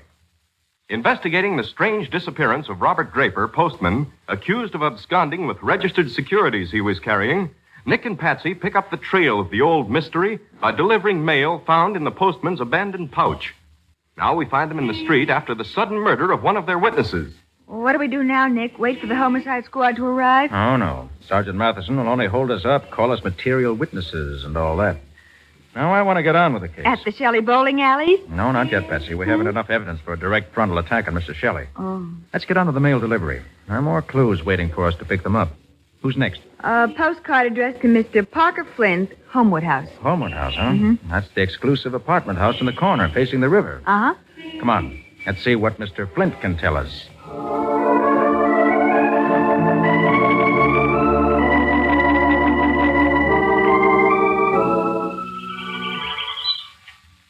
Good afternoon, Mr. Flint. Your butler said we'd find you here in your aviary. Oh, good afternoon. You've got a charming place here, Mr. Flint. Yes, I like it.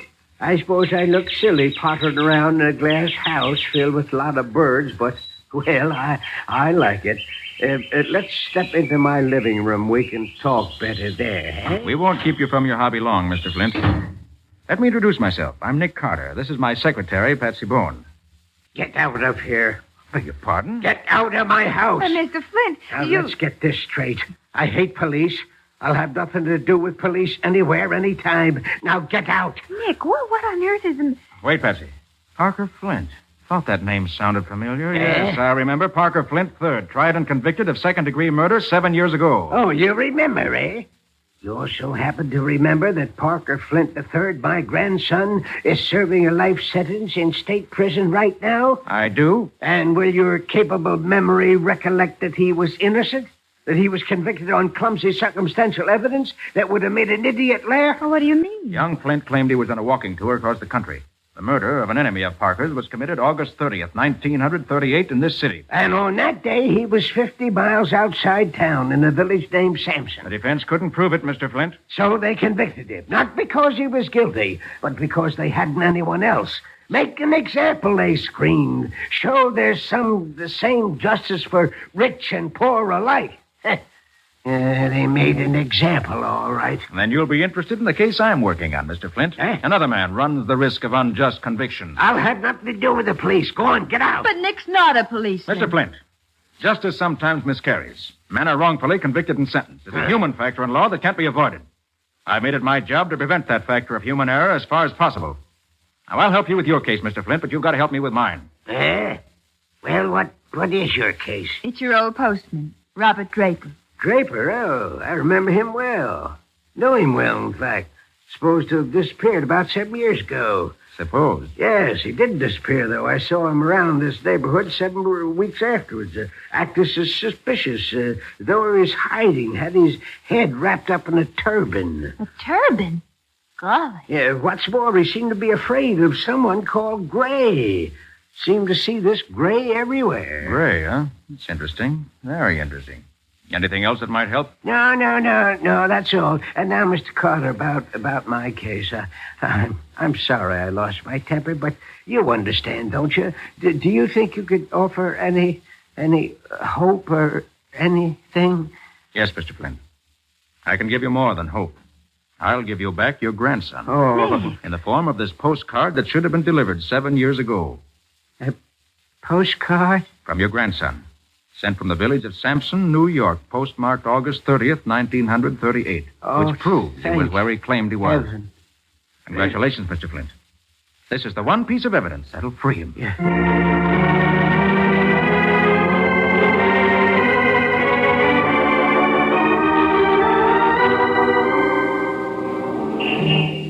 Well, Nick, how do we stand?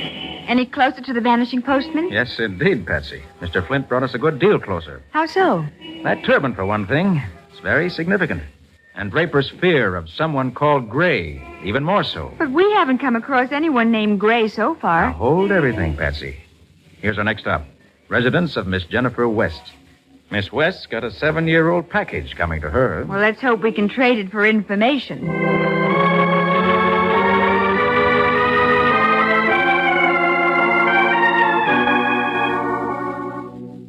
Information, Mr. Carter, about our missing postman? Yes, Miss West. Well, I really don't know any... excuse me.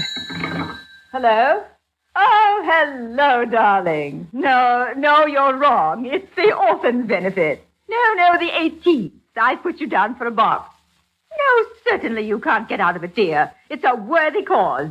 Yes. All right, bye. Now, let's see, where were we? You were going to tell us what you remember about Mr. Draper's disappearance. Oh, but I don't know anything. I don't even remember him. Well, here's a photograph of him. No, I'm sorry. It isn't a bit familiar. But I have such a miserable memory for faces. And in my work these days, I see so many. Day in and day out. Child Welfare Association, the canteen, the city hospital. Oh, I met the most interesting man there yesterday. He was in the psychiatric wing, room 325. But, Miss West, and with the strangest disease. Monochromatism, they call it. And he's so cheerful about it. Monochromatism? Oh, it's a technical name for blindness of some kind. Such a nice man. His name was Gray. Gray? Oh, Nick. I heard, Patsy. Thanks a million for your help, Miss West. And here's your reward. This long overdue package. 7 years overdue. Why, that's Gary Horton's handwriting. Oh, once upon a time, Miss Byrne, I thought Gary and I might... Oh, well, you understand. Yes, Miss West. But he's so very shy, and I... Oh, look, my dear. It's flowers. Artificial flowers. No, they're not artificial. That's a bouquet of Live Forever flowers, and they're from Gary. Oh, here's the card. Dearest Jen, I've been wanting to ask you this for a long time. Never had the courage. Now I have. Will you... Oh, Miss West, it's a proposal. 7 years ago. And he never knew I hadn't received. He thought my silence meant... Oh, excuse me, please. Let's get out of here, Patsy. I've an idea that for the first time today, Miss West's phone is going to hear her say yes. So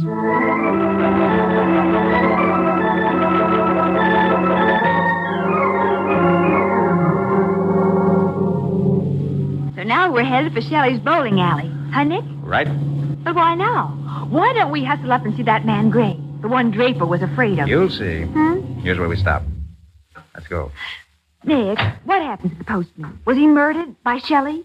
Did Shelley murder Kramer, too? Come on. Golly, what a busy place. And there's our old friend, Mr. Shelley. Hello, Shelley. Mind if we have a chat? Now, look, don't come pussyfooting around my place. You got nothing on me, Carter. Oh, that's what you think. Bluffing ain't gonna do no good. Don't try and tell me Kramer talk. He knows better. Kramer can't talk. He was murdered. He was what? Murdered. Shot to death. You're lying. He was murdered in an attempt to keep me from uncovering the secret of Robert Draper's disappearance. Draper, the postman? This is a frame-up, Carter. Still innocent, huh, Shelley? Well, suppose you come over to the city hospital with us. Oh, City Hospital, eh? Now I know it's a frame. I heard one of your plainclothesmen calling City Hospital this afternoon, finding out the visiting hours, getting a beautiful frame-up all worked out, and from my own joint, too. What's that?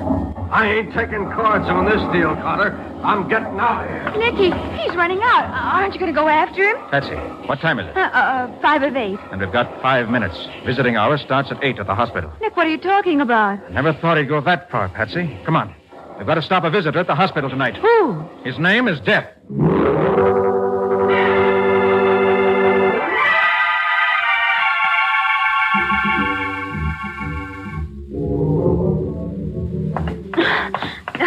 Oh, not so fast, Nick. You can stop and rest.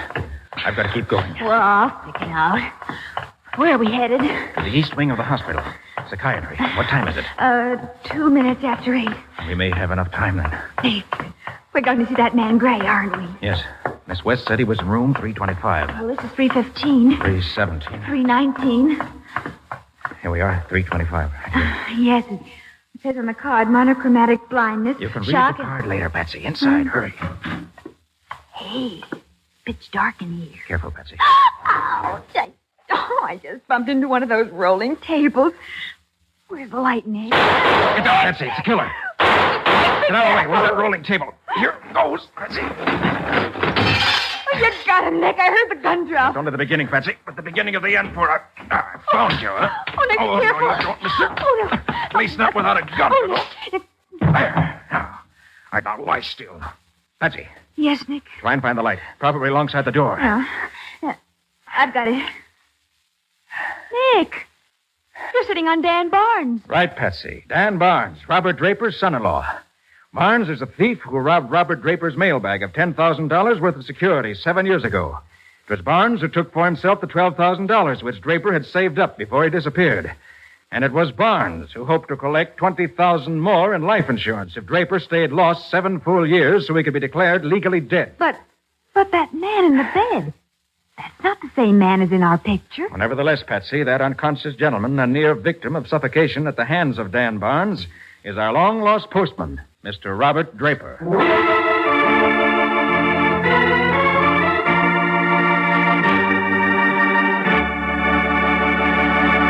In just a moment, Nick will be back to give you the final details of today's story and tell you how he was able to locate the Vanishing Postman. You know, fine furniture doesn't keep its good looks without help. Not when dust and finger marks and polish accumulation combine to lessen its beauty. But Linex Cream Polish disposes of all those bugbears in short order.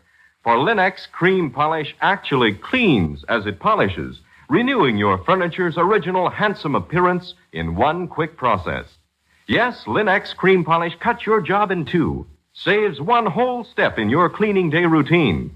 It even acts as insurance against future work, for Linex Cream Polish dries hard, leaving no oily film to attract more dust.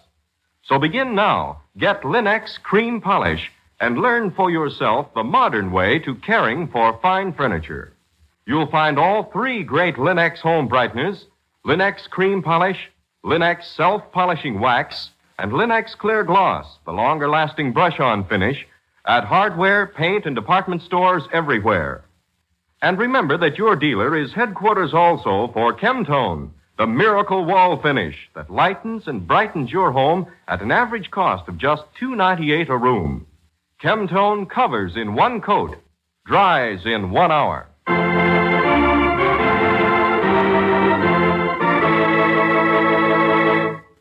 And now let's hear from Nick Carter himself. Nick, I still don't understand. What happened to Draper 7 years ago? As I see it, here's the story, Patsy.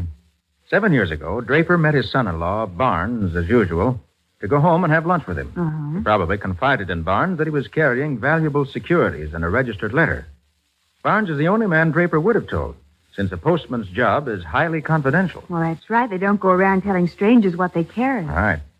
Well, on some pretext or other, Barnes lured Draper to the alley behind Shelley's place and shot him. Then he took the securities from the bag and left. He thought he'd killed Draper, but the bullet only creased Draper's head, rendering him unconscious. Oh, Then what happened? Draper recovered consciousness, but he was badly wounded. The shock of the wound produced amnesia, and the wound itself produced a brain condition called monochromatism. That's day blindness. The victim can only see at night. By day, he's practically blind and can only see vague shades of gray. So that's what Mr. Flint meant. That's it, and that's what the turban meant. Oh. It was Draper's bewildered attempt to bandage his head. For a few days, he wandered about, dazed, without memory, mumbling that he could only see gray. Finally, he was picked up and taken to the hospital. Barnes, who must have seen him wandering around in a dazed condition, realized he was safe so long as Draper's mind was gone and Draper was lost to the public. So he decided to let matters ride and wait. And then we came into the case. Only, I can't understand one thing. Why didn't anybody identify the picture of Draper when you showed it to them? Because it wasn't Draper's picture. What? I realized that when Kramer told me Draper had a mustache, remember? Mm-hmm.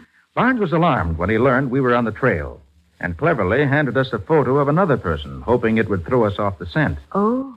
Then he followed us as we delivered the mail, waiting to see what would happen. It was he who shot Kramer just as Kramer was about to give us the information we wanted. And when it became evident we were tracking Draper down, his hand was forced. And then he went to the hospital to try to murder him a second time. Right, Patsy. Unfortunately, Barnes didn't realize that murder is bad medicine. It never cures anything. Not when you're around, Nick. Well, Nick, what's the story for next week? You remember the case of the frightened social director, Patsy? The man who scattered torn newspaper in preparation for a paper chase and found... Oh, yes, I remember. The next morning when the paper chase started, they found that one of the trails was made of torn $10 bills. What are you going to call the case, Nick? The Factory of Death.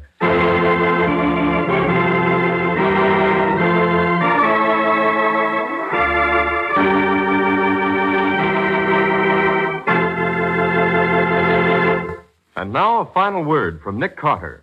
And a very important word, too, Ken. Friends, right now there is no better thing you can do for the protection of America's future and your own than to buy United States victory bonds. And by all means, hold your United States war bonds.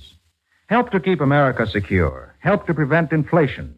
Help in the transition from wartime to peacetime by buying and keeping your war bonds until they mature. And by buying those all-important victory bonds now.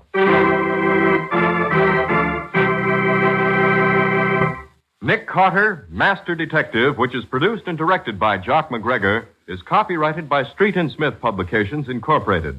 Lon Clark is starred as Nick. Charlotte Manson plays Patsy. Original music is played by George Wright. Script is by Alfred Bester, and any resemblance in these programs to actual persons, living or dead, is purely coincidental.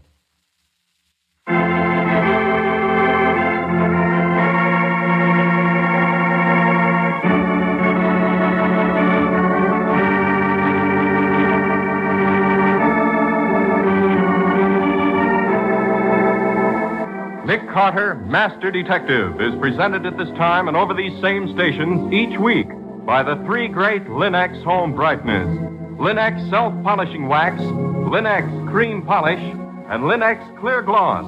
Created by Acme, America's great producer of Acme fine quality paints.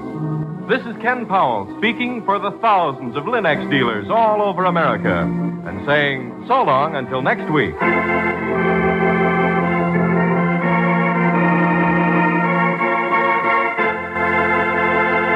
This is the Mutual Broadcasting System. And from 79 years ago, August 26, 1945, Lon Clark as Nick Carter, Master Detective. Visit our webpage, classicradio.stream, and help support us if you can. We'd sure appreciate it. Coming up next, a short-run series starring Carlton Young entitled The Whisperer.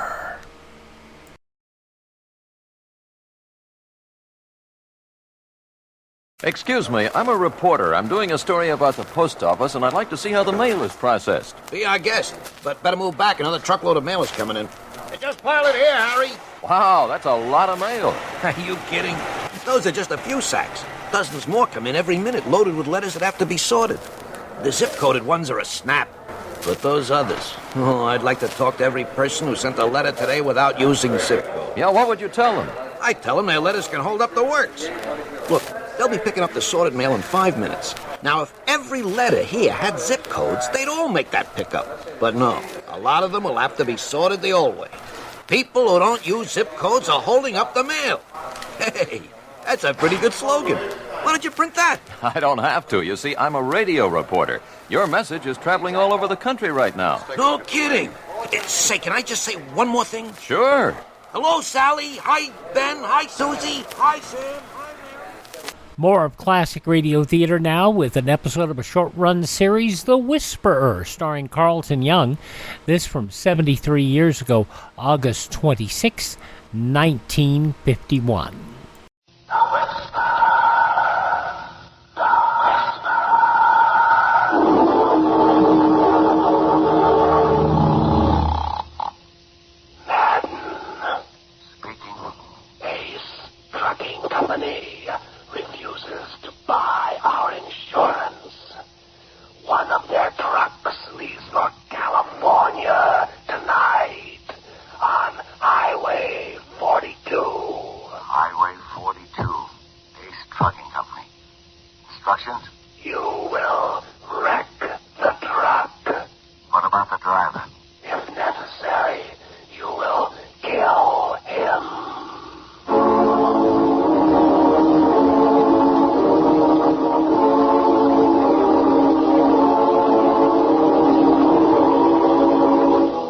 Presenting The Whisperer, starring Carlton Young.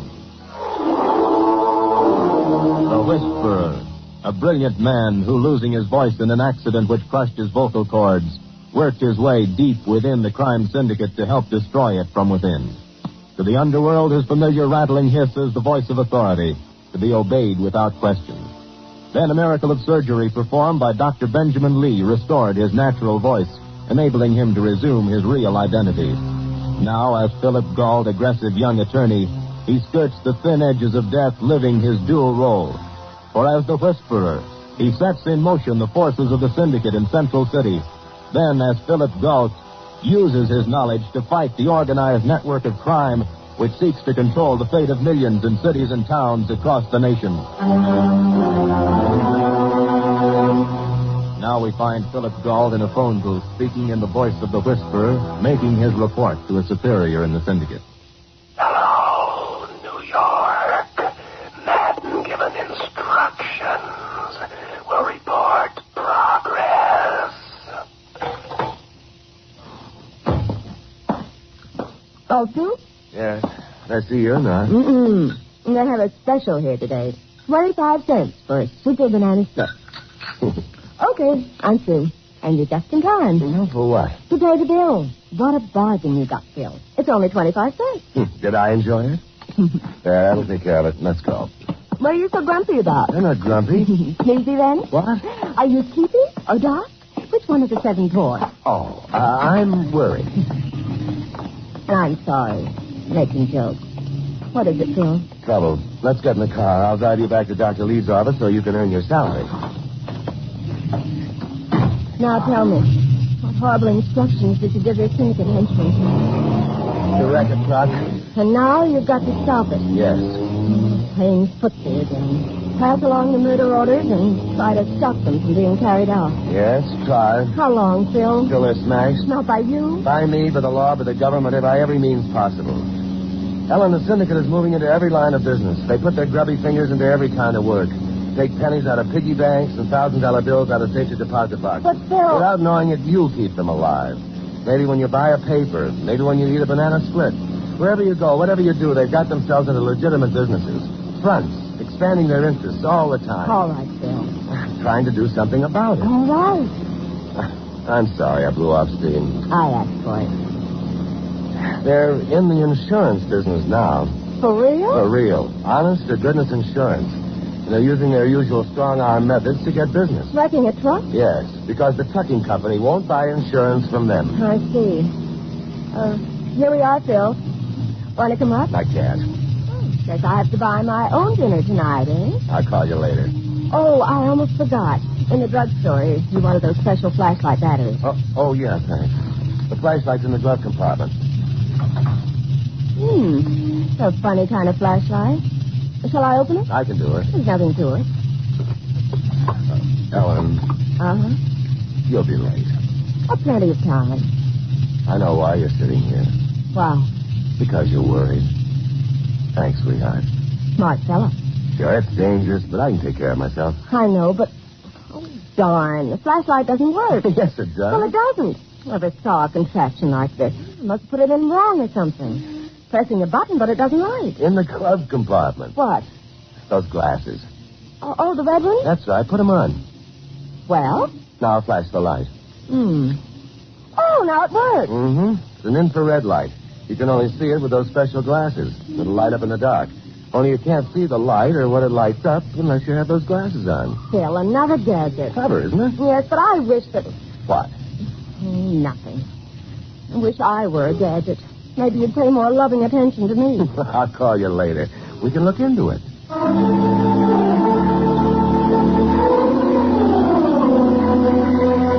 After dropping Ellen at her office, Phil drove to the north side of Central City, down Maryville Street, until he saw the unpainted wooden building with the sign over the entrance, Ace Trucking Company. J. Stevens, president and general manager, and M. Coffey, vice president and treasurer. He parked behind an ancient truck and went up the wooden stairs. The door was open, and he went in. He stood there for a moment in the front office, and then the door to the inner room opened. Yeah? My name is Goff. What can I do for you? Got some eggs to haul, some cantaloupes, machinery? No. Yeah, just as well. Couldn't handle it anyway. Well, what can I do for you? It's a pretty big business you run here. Yeah, we get by. How many trucks do you have? 2. Why? How many employees? None. The bosses are the employees. I'm Stevens. My partner is Coffey. We run the business and the trucks. Uh-huh. What's on your mind? Mr. Stevens, I'm going to be frank with you. Why? Because I may save your life. My life? What is this? I'm an attorney. I want you for a client. Sorry, I don't need you. Now, hold on. This isn't going to cost you anything. Probably worth that much, too. I still don't need you. Going on a haul tonight, aren't you? So? A long haul. To California. Go on. What else? By Route 42. I'm all ears, Counselor. If I were your counselor, I'd advise you not to take Route 42. Yeah, but you're not, and I'm going to take it. If I were your counselor, you'd have come to me when somebody tried to force you to buy their insurance. Wouldn't you? Seems as though you know an awful lot about my business. What'd you say your name was? Galt. Hey, Galt. Well, Galt, I still say you're not my counselor, and since I'm not paying you for advice, I don't see why I should take any from you. I told you why, because it'll probably save your life. The people who were trying to sell you insurance are a group called the Syndicate. What? Well, now I've heard everything. This was an insurance company, Galt, a real insurance company, not a bunch of gangsters. Will you do me one favor? Probably not. Don't take Route 42. It's a setup. They know you're going to California with a load. They know you're leaving tonight. They're going to wreck your truck. Nobody's going to pressure me, Galt. They're going to try it. I'm talking about you. Me? Yeah, you. How do you know so much about this operation? Where do you get your information? You must be part of this syndicate you're talking about. It just happens. Yeah, it just happens. On your way, Galt. Vamoose. I'm that tougher guys, and you're on a campfire toasting marshmallows. Now, look. I'm busy. I got to pick up my load. You go on back and tell your outfit I ain't interested in insurance or protection either, which is what you're trying to sell me. You're a lousy salesman, Galt. I don't buy a word of what you said.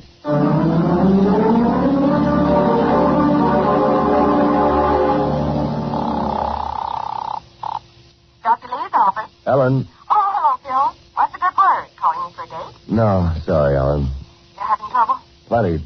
The Ace Trucking Company isn't in the market for advice. Won't listen to me. What are you going to do, Phil? Try to stop it, sweetheart. How? I'm going along for the But ride. if they won't listen, they won't let you near the truck. The driver won't know it, but when he pulls out tonight, I'll be in the back of his truck with his load of heavy machinery. Phil, you can't do any good back there. And if the syndicate wrecks the truck, if they threaten you... I'll be in the cab of the truck trying to talk the driver into stopping before that happens. But Phil... I'll be careful, darling. Call you later.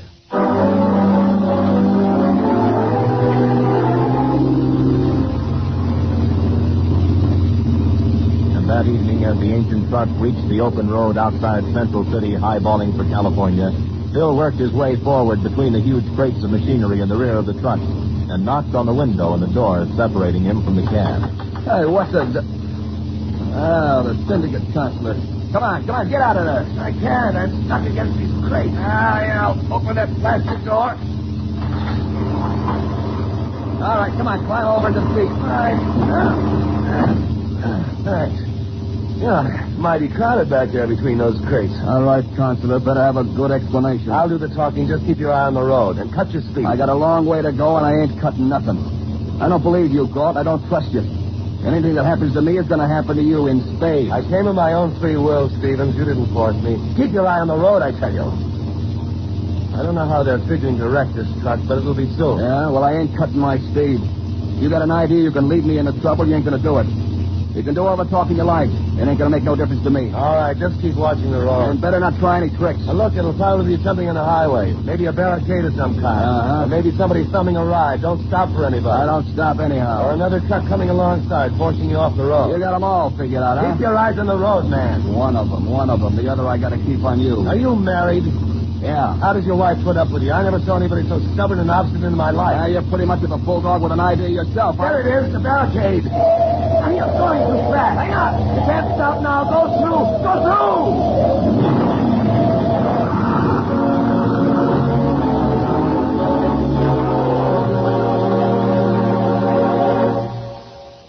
You are listening to The Whisperer, the story of Philip Galt, who skirts the thin edges of death, living his dual role. As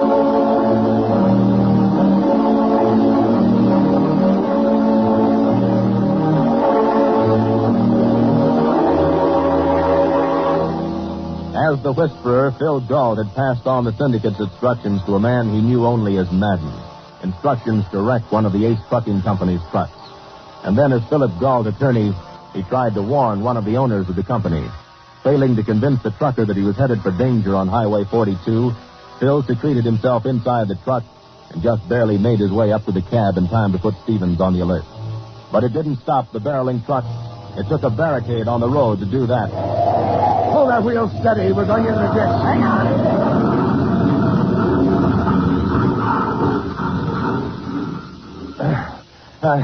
You okay? Yeah, okay. You? Yeah. Stevens. What? You insured? Yeah, but not with Cato underwriters.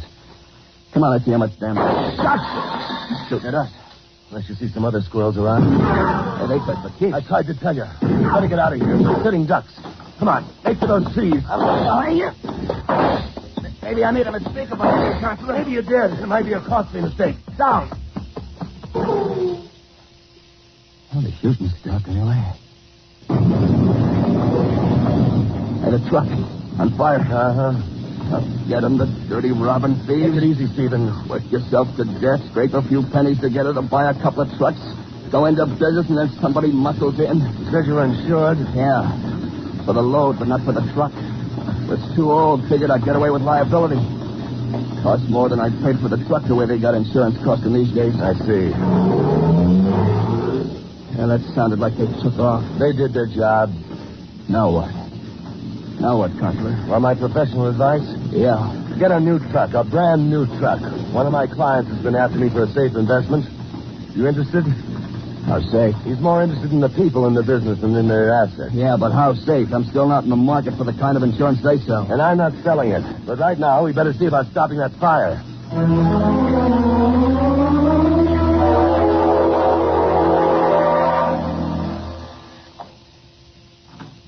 Phil. Oh, you look. As if I'd been through fire and brimstone. Through fire, anyway. Are you all right? Kind of tired, but all here. Have you dinner? Uh-huh. Oh, I didn't. I'm starved. How about a sandwich? Wonderful. What happened, Phil? They got the truck burned to a cinder. And the driver? He's all right. You're sure you're all right? Just hungry. Come on in the kitchen. Mm-hmm. All right if I use your phone? Of course. I have sandwiches in the refrigerator. Oh, operator, I want long distance. New York, circle 1798. Ring me when the call's ready, will you? Thanks. Here, Phil. Some coffee? Milk, if you have some. Sure. How did it happen, Phil? A roadblock. Then they shot at us. Then they burned the truck. Did they get a look at you? Madden might have seen me. I don't know. You don't know. Phil, if he did and he ever sees you It again... wouldn't take the syndicate long to figure out that Phil Galt is also the Whisperer. Phil, how long do you think you can go on keeping their double life a secret from everyone but me and Dr. Lee? Those are the chances I have to take, sweetheart. Is Madden from out of town? I wish I knew. All I know about this setup is the insurance company the syndicate runs is called Cato Underwriters. There's my call. Hello? Central City? Right. Mission accomplished. Ace Trucking Company. Now minus 1 truck. Good. They will be approached by Cato underwriters for insurance again. Instructions. Madden already has his instructions. If they refuse to buy again, he will shoot to kill. So, If Stevens refuses to buy the insurance, he'll be murdered. will he buy? No. You've got to make him, Phil. I can't interfere that way, and I don't think it would make any difference if I tried. He's as stubborn as... Have you? Almost. Oh, this is serious, Phil. You can't let Stevens be murdered in cold blood. No, Ellen, I can't. And right now, I don't know how to stop it.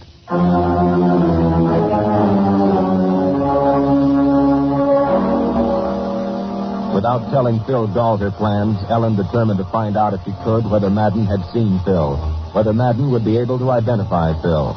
For if the syndicate once learned that Phil Galt was also the Whisperer, they would arrange to have him killed in a matter of hours. And so, on her lunch hour, Ellen walked to the Ellsworth building and took the elevator up to the 8th floor. Yes, miss? May I help you? I wanted to get some insurance on my car. Of course. Won't you sit down? Cato Underwriters was recommended to me. Oh? I was told to ask for a man by the name of Madden. Madden? That's right. Now, who could that be? Madden. I'm afraid I don't know any Madden. Are you sure? Positive. Anything wrong, Collins? Oh, Mr. Palermo, this young woman is asking for a man by the name of Madden. I see. Will you come with me, please? It's a simple matter. I just want to insure my car. I'll write it up for you in my office, huh?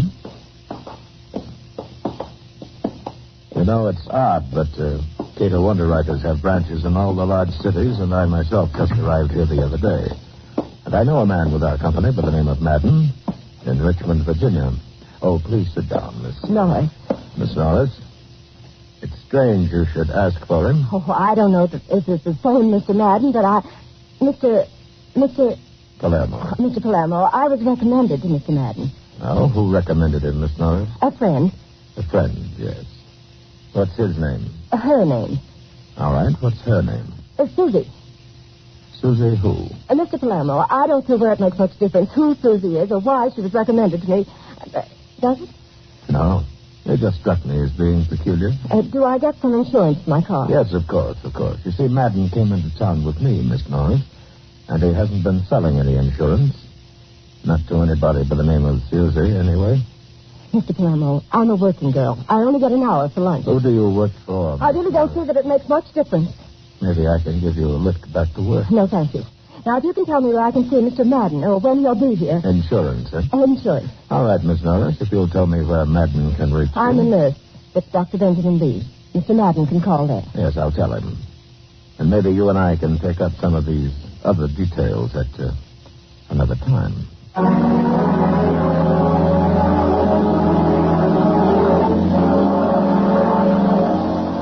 It was 2:00 when Phil Galt reached the Ace Trucking Company's offices. The front door was open and he walked in, but nobody was there.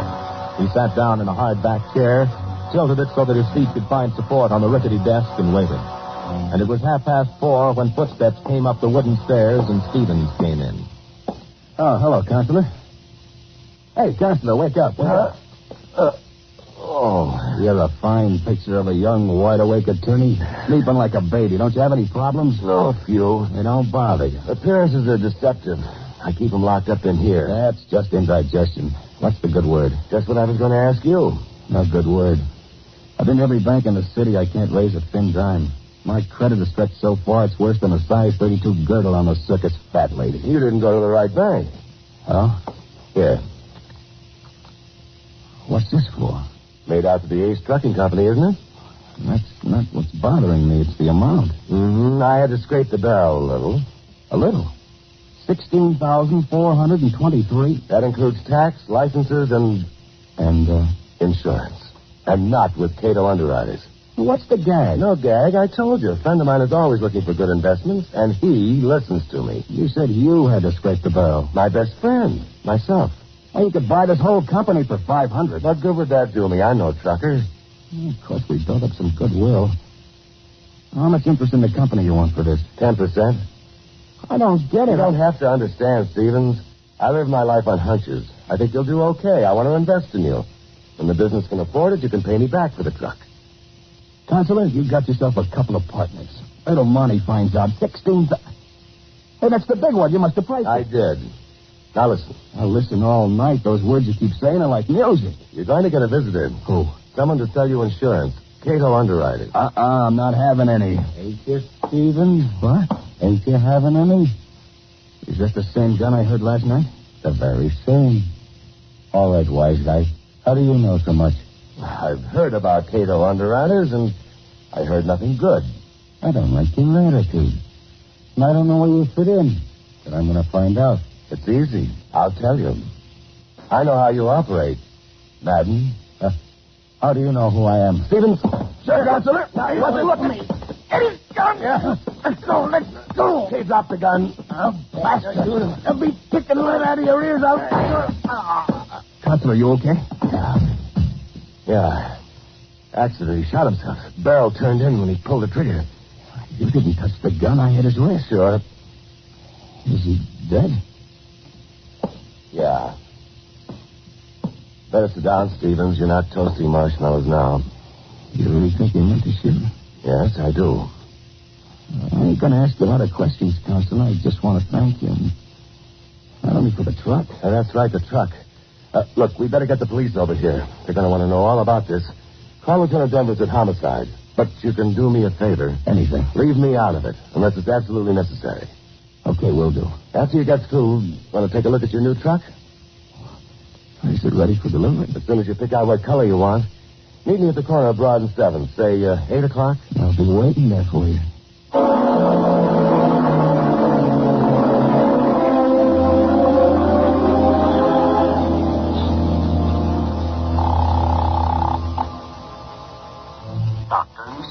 Doc, this is Phil. Yes, Phil. Is Ellen there? No, she left an hour ago. Said she had an appointment. An appointment? Did she happen to mention what it was about? No, she didn't. Anything wrong? Something I can do? No, thanks, Doc. Nothing wrong. What's that? Nothing, Doc. Thanks. I'll call her at home.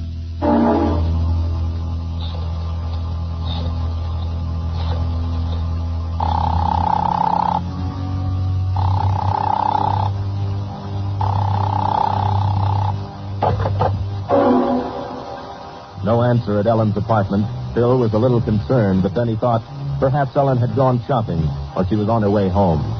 He felt a little restless, a little uneasy. He drove to his office, but there was no message from her there.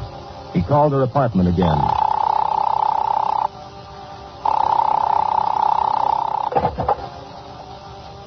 $7:00. She should be home. She wouldn't have gone away without leaving word for him. She couldn't be shopping this late. Phil drove to keep his appointment with Stevens at the corner of Broad and 7th. Hey, it's the pig job, Consular. You sure you don't want to change your mind? I still got the check. No, you go on in, Stevens. Something wrong? No. Everything go all right with Lieutenant Denver's? Oh, yeah. Hey, funny thing, this Madden guy's from out of town. And, he don't work for Cato Underwriters. He don't work for them at all. I didn't think they'd admit he did. Cato... Look, Stevens, carry on, huh? I've got to check up on something. Cato Underwriters? I'm looking for someone. Thought you might be able to help me. Certainly, sir. I'm looking for a woman by the name of Ellen Norris. Do you know whether she's in today? Well, quite a few women came in during the day, sir. I'm not quite sure I can answer that for you. Blonde hair, blue eyes, about 5'2". Sorry. She might have been looking for a man by the name of Madden. Oh, yes, I believe such a woman was here. But we don't have any Madden working for us. I turned her over to Mr. Palermo. Palermo, huh? I see. Thanks.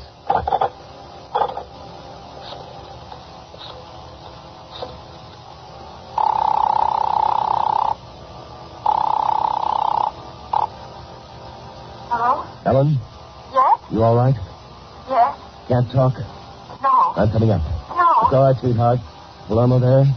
Yes. Goodbye. Just hold everything, sweetheart. I'll be there.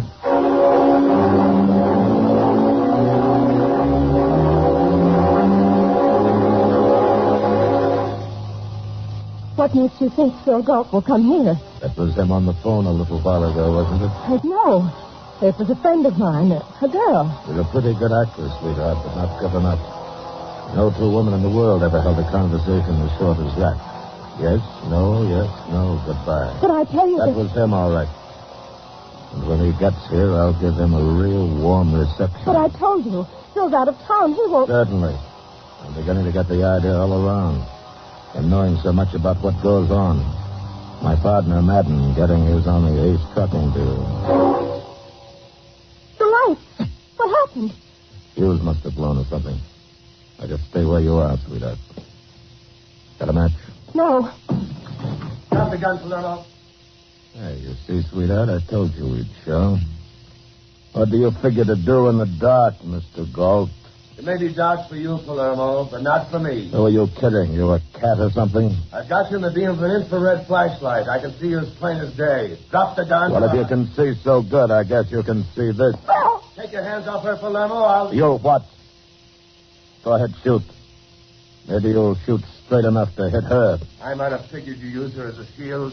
Meantime, a couple of pot shots in the direction of the kitchen door might just hit you. No, look out, darling. I guess you don't have cat's eyes, Palermo. You missed a mile. Yes? Well, suppose I shoot what I can't miss.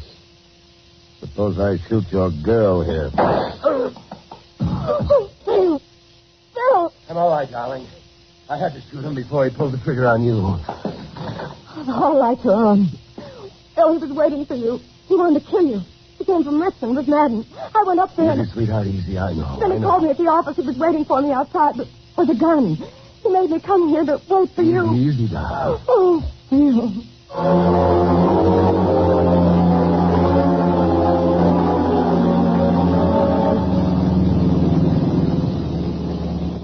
It's been a hectic day. Uh-huh. I noticed it didn't spoil your appetite. Oh, but it did.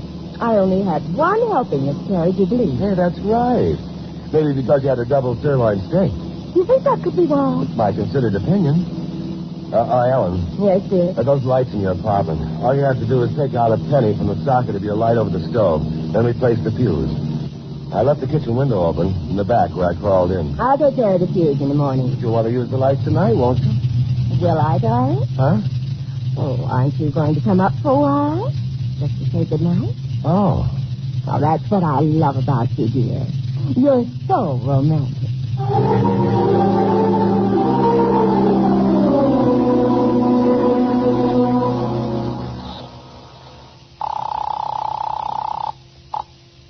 Hello, New York. Madden and Palermo killed. Local police investigating. Cato underwriters here. Recommend closing Central City office immediately. We will consider your recommendation.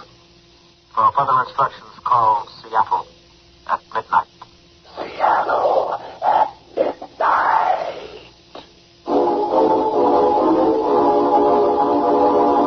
The Whisperer.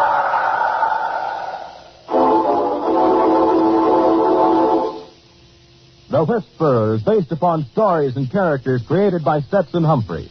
Any similarity to persons living or dead is purely coincidental. Carlton Young is starred as the Whisperer, Betty Moran as Ellen. Others in the cast were Julius Kralbein, Herb Ellis, Jim Nusser, and James Bush.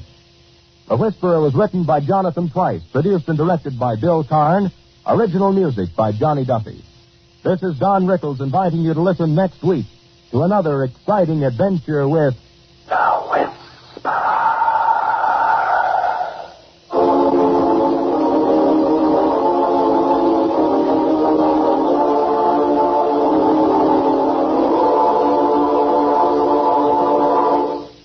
It's the Silver Jubilee on NBC. Today, join in the fun with screen actor Walter Brennan as Grandpa Vanderhoff, the leader of the lovable, laughable Vanderhoff family, on You Can't Take It With You. Then hear Mr. Moto, ace Japanese-American security agent, working to stop those who had plunged the world into another war. Later, there's fun and prizes with genial Phil Baker as he asks that all-important $64 question. 73 years ago, August 26, 1951, The Whisperer, here on Classic Radio Theater. with Wyatt Cox. Tomorrow, yours truly, Johnny Dollar, starring Mandel Kramer, and the Shifty Looker Matter. We'll have an episode of Suspense from 1961. That's August 27th. Sold to Satan, starring Kermit Murdoch. An episode of The Whistler from 1945. I'll Trade You Murder. Jeff Regan Investigator, starring Frank Graham and Frank Nelson. What I believe is the final episode of Jeff Regan Investigator, starring Graham. Graham would commit suicide a few days after this broadcast. And an episode of Superman, and more about the Dr. Roebling and his voice machine. That'll be coming up on tomorrow's Classic Radio Theater podcast. We'll wrap up the Monday edition in just a moment with an episode of Claudia.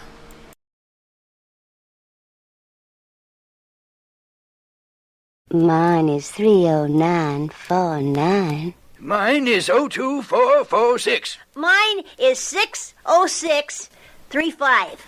What's yours? Your zip code, that is. You should know it, because your zip code is now the most important part of your mailing address. Here's why. The post office now faces an avalanche of 200 million new pieces of mail every day. To handle this enormous job efficiently, they have devised the modern zip code system. Zip code enables our postal workers to sort mail far more swiftly and deliver it by more direct routes. So use zip on every mailing address. And add your own zip number to your return address so that others can easily zip their mail to you. When you don't know a zip number, call your post office or look it up in their national zip directory. The sooner we all use zip code, the sooner we'll all enjoy better, more efficient mail service. And we wrap up our Monday Classic Radio Theater with Wyatt Cox with an episode of Claudia going back 76 years, August 26th, 1948. Could Claudia be back on the stage?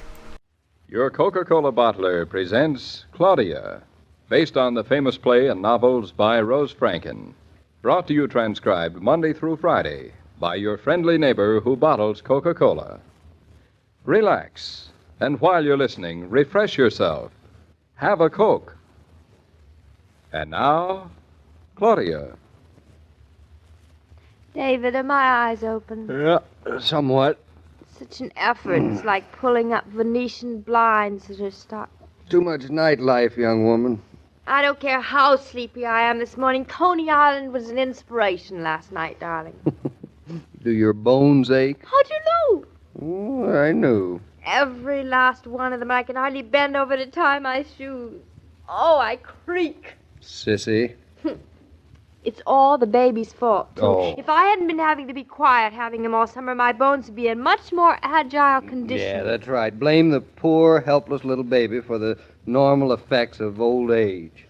Think you'll be able to sit down for breakfast, or do you want to go back to bed? Oh, I wouldn't be able to get back into bed. Besides, I'm starving. After all the frankfurters and ice cream That you was ate? last night. This is this morning. I developed a furious appetite, in case you're interested. Listen to our rooster. He's in very good voice this morning. We ought to give him a watch for Christmas. He starts crowing much too early. Sun rises early. I love summer. You better love it while you can. There are just a couple more days in August. Is that all? A week from Monday's Labor Day. Already? Oh, no, it can't be. All right, then. It can't be if you'd rather. David, that means the summer's almost over. Exactly. I can't bear it. You'd be surprised. Why didn't you tell me sooner Tell you what. about Labor Day? What would you have done about it? I would have grabbed the bull by the horns, that's what. I don't like to seem thick, but which particular bull have you in mind? That settles it. Claudia, I am hanging on to my teeth, but you've left me way behind. Just what are you talking about? Summer, to think it's almost gone. Well, that's life. Summer's so fast and winter's so slow. I've let it trickle through my fingers like water. Oh, David, our first summer in Eastbrook, and it's almost over. Well, we'll have others. They won't be the first. So there'll be the second and the third and the fourth. You have no soul, Mr. Norton. But I do have a stomach, and it wants breakfast. I'm ready. Think your creaky joints can navigate the creaky stairs?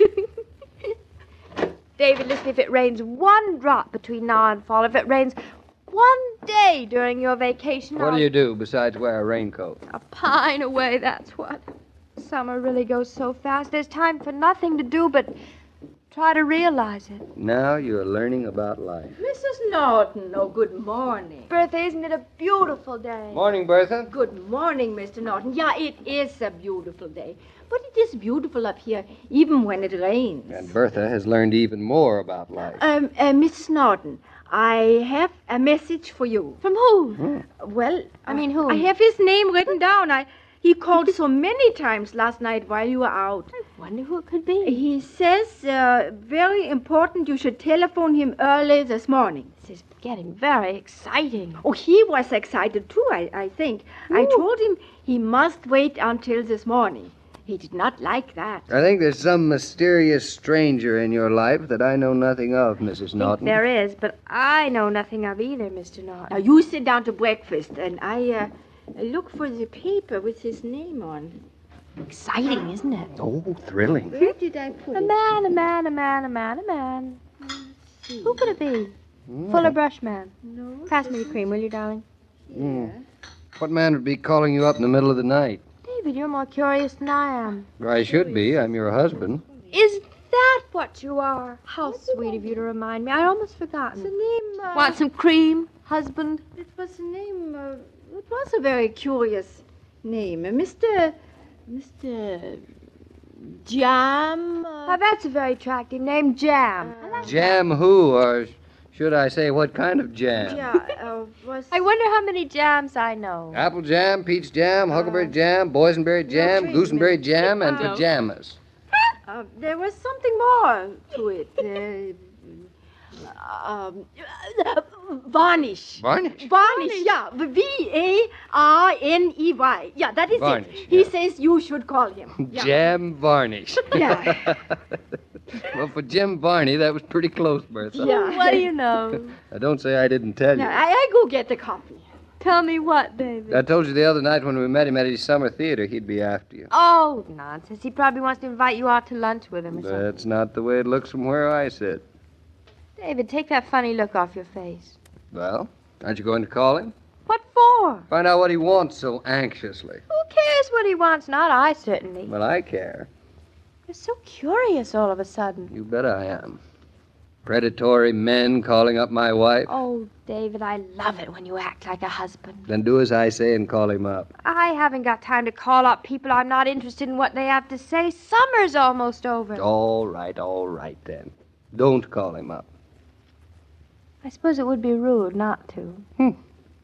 You don't mind being rude, do you? Oh, all right, I'll call him. Just for you. Yeah, of course. Just for me. Coffee will get hard, the eggs will get cold, and everything. Jim Varney's sort of nice, isn't he? Not bad if you like the type. Do you? It is difficult for me to judge what he must seem like to a woman. Oh. Well, I can't tell about him either. I'm a wife. But if he has any ideas... What kind, David? You skip it. Hello? Hello? Hello? Hello? Hello? Hello? Excuse me, is Mr. Varnish there? I mean, Mr. Varnish? Mr. Jam Varnish is Who's calling him? It's Mrs. David Norton. Oh, hello, honey. This is Jim. You called me last night, Mr. Varney. Well, and, at least 10 times. 10 times? How would you like to come over to the theater this morning? Dear. Well, I'm sort of busy. Sure, I know you are. You've got a baby. That isn't what I meant, Mr. Varney. Well, you're not too busy to play a part in my next play, are you? What did you say? I say that I've got a part for you in my next play. I thought that's what you said. A sweetheart of a part, too. What's he saying, darling? He's got a sweetheart, David. What? I mean, for me. Well, maybe I'd better talk to him. Hello? Hello? I'm still here, Mr. Varney. David, Good. don't go away. So that's it. What did you say, honey? I haven't said anything yet. Well, I'll tell you what happened. The girl I had in the part called this morning and said she was sick. Oh, I'm sorry. What are you sorry about? She said she thought she'd be all right in a few days, but when I remembered that you lived right around the corner, I told her not to bother recuperating so fast. So how about it? It's awfully sweet of you to think of me, Mr. Varney, but... Call me Jim. It's still awfully sweet of you, but I, What's sweet of him? David, I'll tell you. Just be quiet. Yes, honey, I can't hear you. I don't think I really could, Jim. Oh, it's Jim, is Look, it? I know last June I said thumbs down when you wanted to work in my theater, but, well, if you're doing this just to get even with me... I'm not that kind of a girl. Claudia, what is he suggesting? It's not what you think, David. Come on now, say you will, honey. Just as a favor to me. I can't, Mr. Varney. Next week is David's vacation, and besides, summer's almost over. Oh, we're back to that again. Exactly, Let's go around. so this is the last chance you'll get. Jim, thank you ever so much for thinking of me, but I'm afraid my answer is no. No what? David, you're worse than I am. Go away. Well, you really mean no? I think so. I appreciate your calling. When you say no to a man, apologies don't help. Shut up. What was that, honey? I wasn't talking to you, Jim. It's just to a nuisance around here. That's you, David. I'm Mr. Varnish. Claudia, if you change your mind in the next hour, call me, huh? I won't call anybody until I hear from you. Thanks, but that's not necessary, Jim. So long, honey, and my best to your husband. Honestly, I never heard anyone behave the way you do. He sent you his regards, David. Great. Let's have breakfast, Sure, I'm ready. All the things in the... I never dreamed this would happen. If it did, I never thought I'd say what I did. David, don't you want to know what happened? Only if you want to tell me. Of course I want to tell you, Dope. You'd never guess. Good, that saves me trying. You are looking at an actress, Mr. Norton. I am? At least one who could have been one if she'd said yes instead of no. Yes to what? Don't look so suspicious. Jim Varney offered me a part. A sweetheart of a part opening on Labor Day night. And you said no? You heard me? Well, why on earth did you refuse? Because I wanted to. You wanted not to be in a play? What's so surprising about that? Well, I thought the greatest dream of your life was to be another Catherine Cornell or something. Well, that was before I knew any better. But only a couple of months ago you were saying... Couple of months. Can be a long time. Well, not that long. What's got into you? The summer's nearly over, David. I can't waste it pretending I'm somebody else. There isn't enough time for that. Oh. You and I, we've got too many things to do together. Now, darling, if you think you're doing this for me... For us. Call up Jim Varney, darling. Tell him you'll do it. But David, I don't really think I want to. Sure you do. You just think you don't. We're going to have many more summers and many more vacations to spend together. I want them all. Greedy? I am greedy. For you. You said next week you were going to take your vacation. I'm not going to tie myself up while we could be having a wonderful... Well, maybe I'd like you to. Maybe then I'd have a real vacation. You don't mean that, do you? Maybe I do. But what I do mean, darling, is grab your chance while it's offered to you. Someday you might be sorry you didn't. I doubt it. Not as long as you're... you. Look, you know, I'd rather spend every minute of my vacation with you rather than anybody else or doing anything else. But this is different. It's important to you. It's your dream. Now, don't give it up for me. David, you don't want to be married to an actress. You said so. I married a woman. If she's an actress, too, well, so much the better. Then I'll retire from architecture and take care of my garden. I wonder if I could do it. You bet your sweet life you can. You won't be embarrassed if I'm bad. No, you'll be great. I know it. I'll be famous as Claudia Brown's husband. Fat chance. Now do it, darling. Not for me. For yourself. There goes our summer.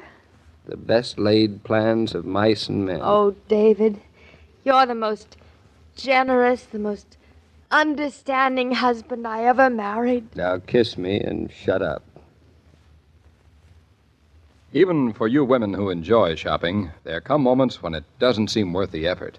Moments when you want brown and they have blue. When you want to pay $30 and they ask $50. At such moments, you'll find it wise as well as pleasant to pause and refresh yourself with ice-cold Coca-Cola. Shop refreshed and you take new heart. You resolve to make a wise selection. And if you have to go home empty-handed, you'll go home in better spirits if you shop refreshed. Hello? Well, Mr. King, congratulate me. This is Varney speaking. What's up? I just got a call from Claudia, and she said yes. Then I do congratulate you. I think you've gotten yourself a fine little actress for the part. Claudia's more than that. I think we're going to get along fine. What kind of a part is it? Claudia doesn't know yet, so why should you? Uh-oh. Well, patience is a virtue. Hmm? Well, you don't mind waiting until tomorrow to find out? Or, do you? Oh, I do mind, but I will wait. See you then, Mr. Varney. I'll see you, Joe. Every day, Monday through Friday, Claudia comes to you transcribed with the best wishes of your friendly neighbor who bottles Coca-Cola. So listen again tomorrow at the same time. And now this is Joe King saying au revoir. And remember, whoever you are, whatever you do, wherever you may be, when you think of refreshment, think of Coca-Cola. For Coca-Cola makes any pause the pause that refreshes. And ice-cold Coca-Cola is everywhere. This broadcast of Claudia was supervised and directed by William Brown Maloney. 76 years ago, August 26, 1948, Claudia on Classic Radio Theater with Wyatt Cox.